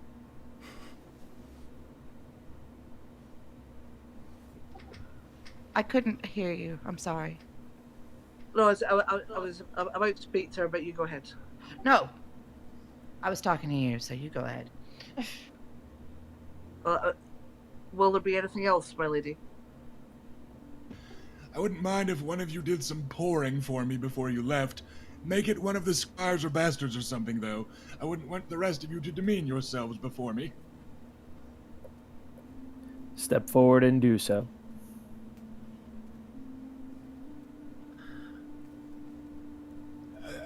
Good lad, good lad. I suppose it makes sense that a river's is good at pouring, but there we are. Fine enough. Since one of you've already had a seat, I suppose the rest of you can sit and have a glass if you'd like, but you don't want to be missing from this sort of feast for entirely too long. You might miss something salacious. Quite right, my lady. I think I will return to the feast, since I should be learning more information. As will I. I might impose upon my lady for a small cup if you would indulge me with one small bit. I'm not pouring it for you, but go ahead. You mentioned something about my mother. I did. Is there more you might tell me, or do you leave that to my erstwhile guardian? He wasn't terribly specific about it either way, and I do feel like he owes me one after this favor, so I suppose I'll let you know. It was a bracken. Not expected. No, dearie, you rather quite weren't. Touché. Oh wait, there's no French. But if there were, it would be Martel. Out of character, quick meta note for those that might not know. The Blackwoods and the Brackens are the Hatfields and McCoys of the setting. They have been feuding for centuries, and for Lord Titus Blackwood to beget a child upon a Bracken woman would be terribly scandalous. The bloodlines have crossed in some doomed Romeo and Juliet stories over the centuries, but that's still pretty big deal. So yeah, that's where that bit of a surprise came from. She says it like she doesn't particularly care about the feud, because she probably doesn't feuds and the Riverlands or someone else's affair. But yeah, there you go. There's a bomb from the Queen of Thorns. You're welcome. Thank you, my lady. Does Vannon look okay with that? Vannon is having feels and will deal with it when he can. Thank you, my lady. Oh, come on, this won't is trouble you any Westeros. further. Feelings are like a fine court. You keep them in the dark and ignore them for 20 years and then give them to your son when he grows up. It's true. It is known. So, Sir Lucaris was fleeing the field of battle. I believe the Lady Bela was planning the same, as was young Indeed. Ash. Sir Vannon, are you fairly content with that discussion, in as much as you don't want it to continue? Oh, I'd love for it to continue, but I'm also not going to cross swords with the Queen of Thorns. So, just say my polite thanks, accept this newfound wisdom, and return with my betters. Yeah, and that leaves, I'm slaying the mean lady. And that leaves the Lady Reyna, who has not decided if she's getting up yet. I am, but I wasn't going to leave Vannon or Adam unprotected with the Lady Olena. She can't hurt me. She already did hurt me. Yeah, that's a challenge. Bring it. Everything that doesn't break me makes me stronger. I'm a bastard. I have so little to lose. Unfortunately, Adam is a soft, schmallowy, piglety type creature. Oh. So once they have taken their leave, I will, with your permission, my lady. You can leave at any time, dear. Sir Garland had retreated after the lot of you went in, and he was waiting for Lady Reyna, a polite distance away. So the rest of you could have left before her, and he's smiling amiably at each of you, and also giving you the occasional kind of wincing, apologetic shrug, the way knights do after like one of them sees another one get downed by a tourney lance. Like that same sort of like, yep, I know them feels, bro. Right? Like it's like, yeah, no, sorry, that sucked, huh? So he's giving you perfectly affable, amiable, mildly apologetic looks as you go filing past him.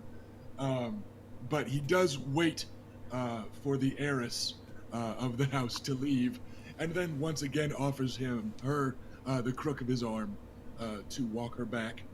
And I take it.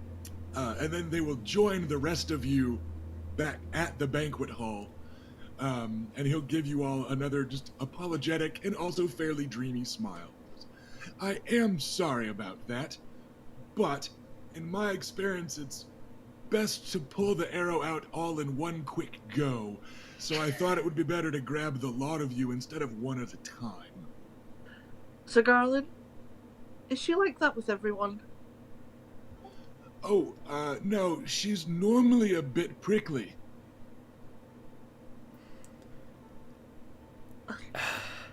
Never mind.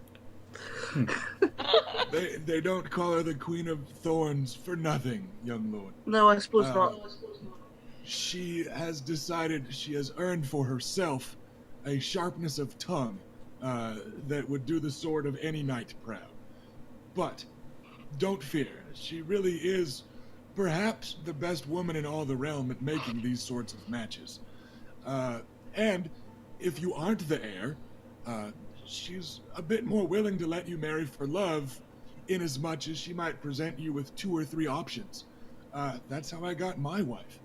It's not as though we're not already joined to House Fossaway plenty of ways.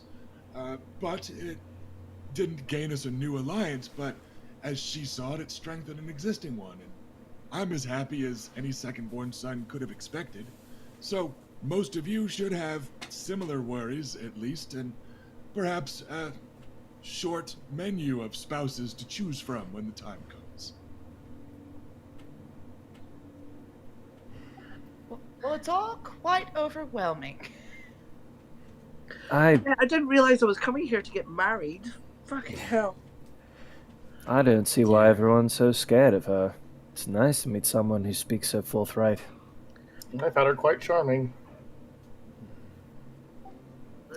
When she was insulting you or when she was insulting the rest of them? A little bit at first, and then a lot after.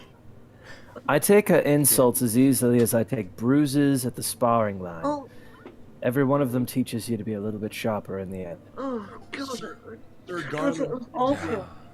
Sir Garland gives Vannon a wry smile. It looks like someone sharpened your blade just this week. Yes, the kettle blacks, I'm given to understand. Yes, King's Landing can be a dangerous place.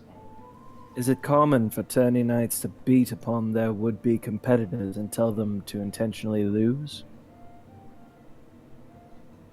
That on the tourney night. Some of us don't have to. Touché, my lord. Damn it, French. Well put, my lord. I'd suggest good Arbor Gold. It's generally stronger than it tastes, and it helps take the sting off a bit after an encounter with Grandmother. If there's nothing else I can do for you, sirs and ladies. It was a pleasure. Thank you. It was very nice to meet you, Sir Garland. It is kind of you all to say so.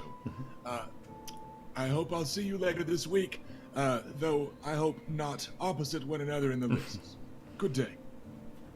and he will sketch you a polite bow, and off he glides to go be dreamy somewhere else. Dreamy speed.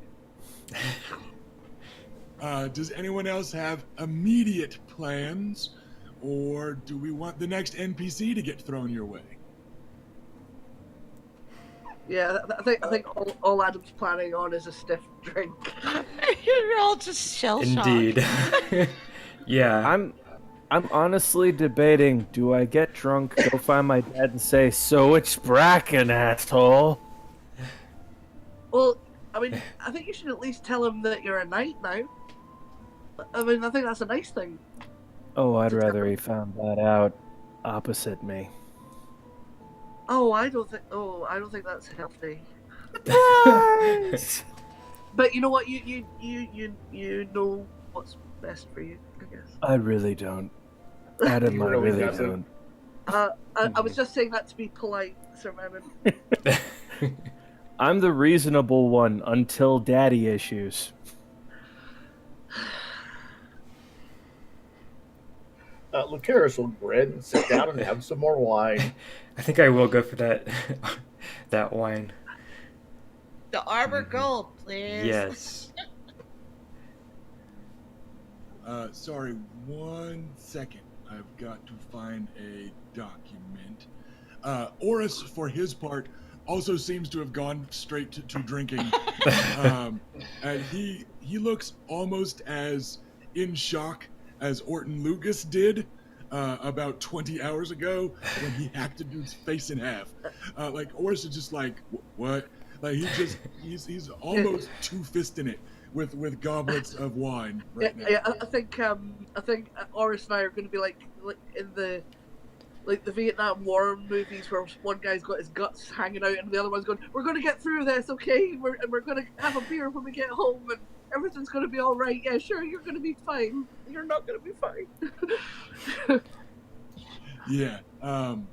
So yeah, Oris drinks fairly heavily and is just kind of looking kind of wide-eyed and shell-shocked at you guys. The feast itself, or rather the kind of after feast, is going on. King Robert is up at his big chair, drinking and being loud. But you do get an excited visitor as your cousin comes sliding through the crowd again in his yellow gold thread and black leathers of House Will. And he makes a beeline straight for Bela. And he goes, "Cousin, I have fantastic news." That's great. What is it?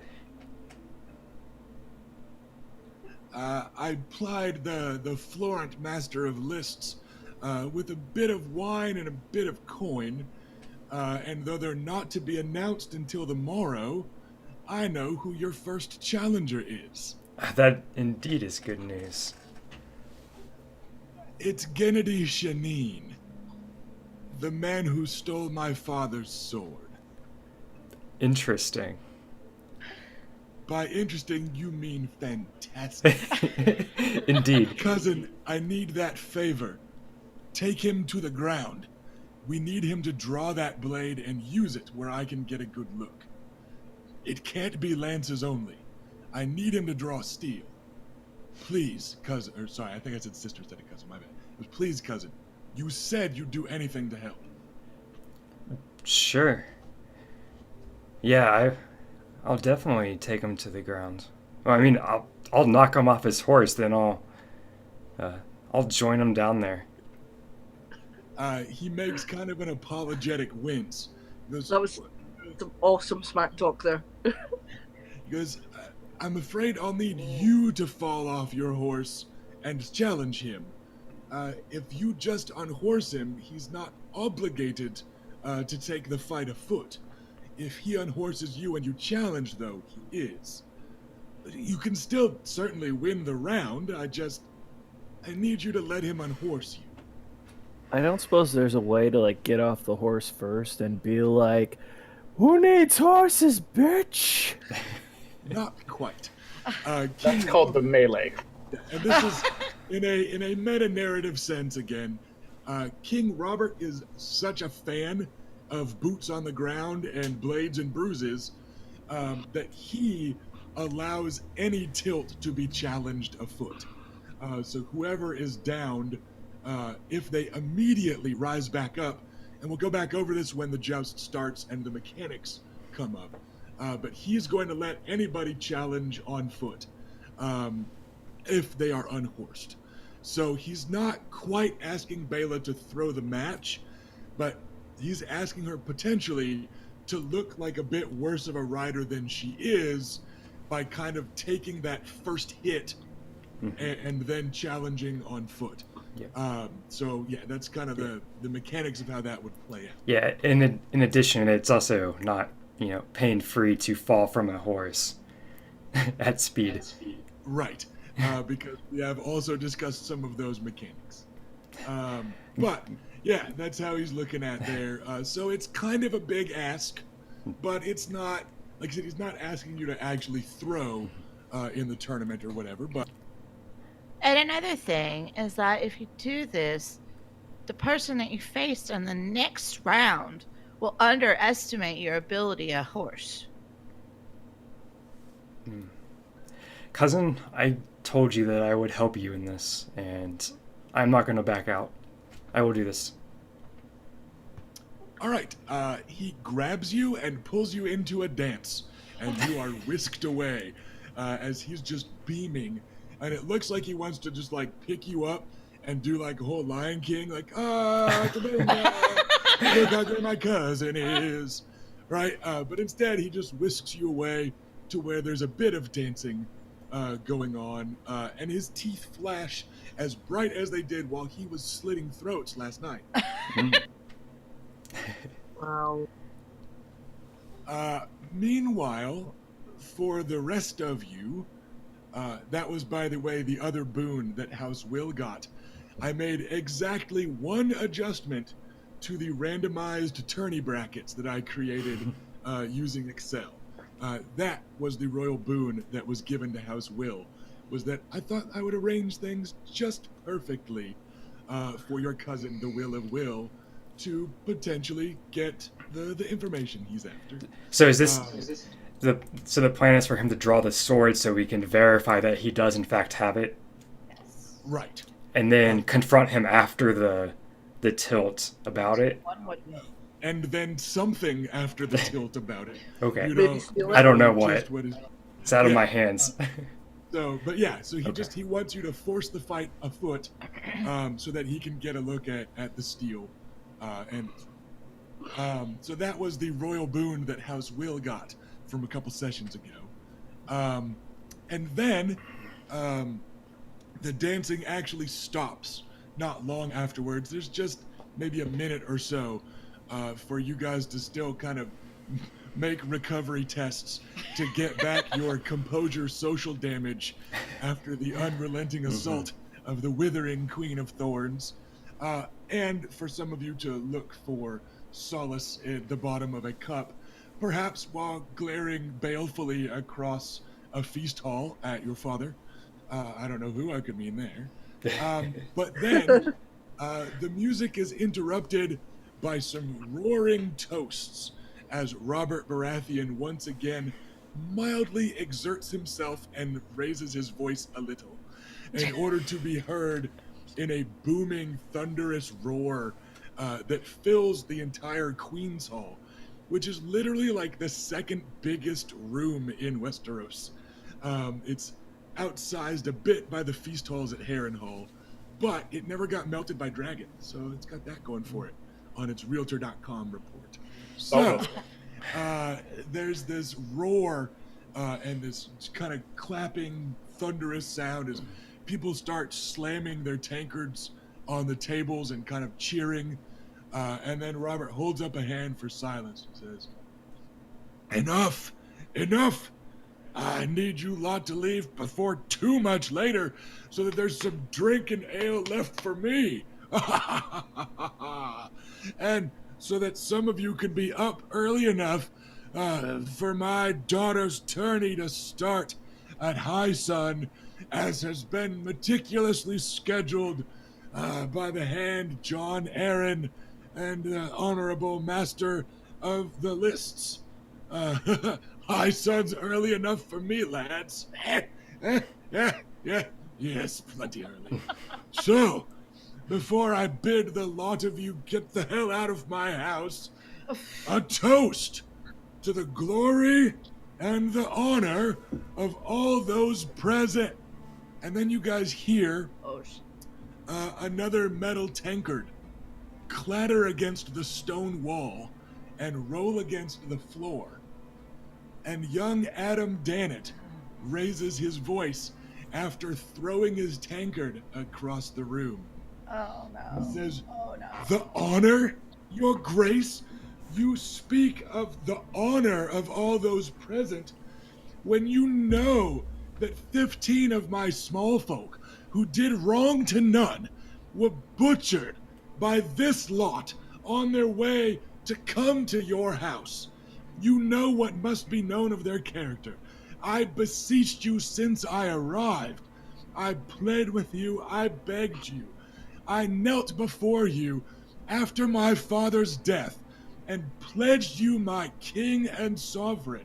And in exchange, you promised me the king's justice. And you feast them in your own hall and speak of their honor."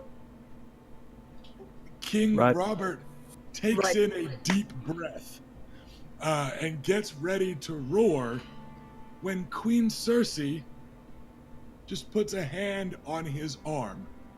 Just a light touch, and the king turns red in a way of a guy that gets ready to yell and then can't.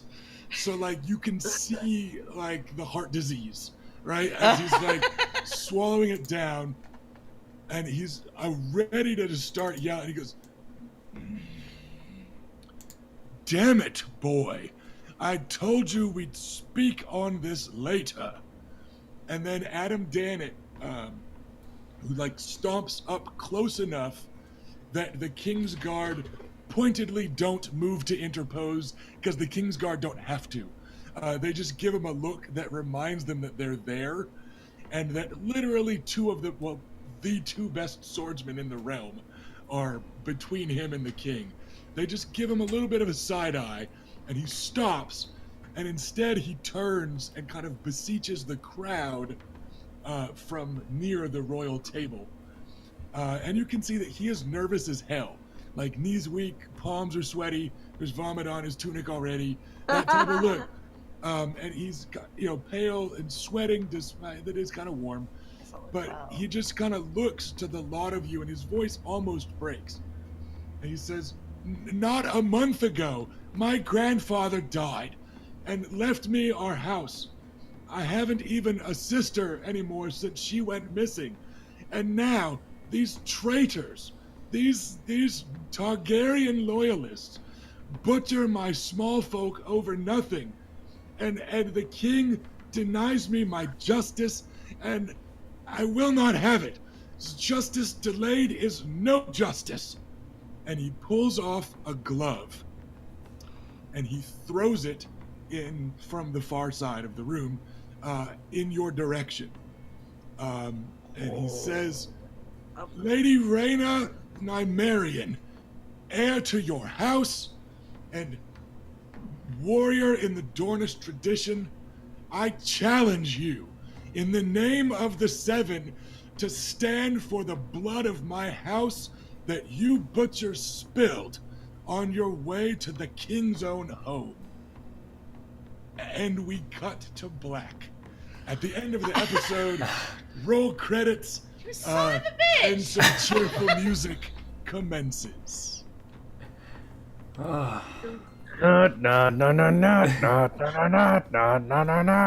With every bit of me, I wanted to stand up and answer him. I was this close to just being like friggin' Patrick Stewart and Dune. Let me, please, my lord. Mm-hmm.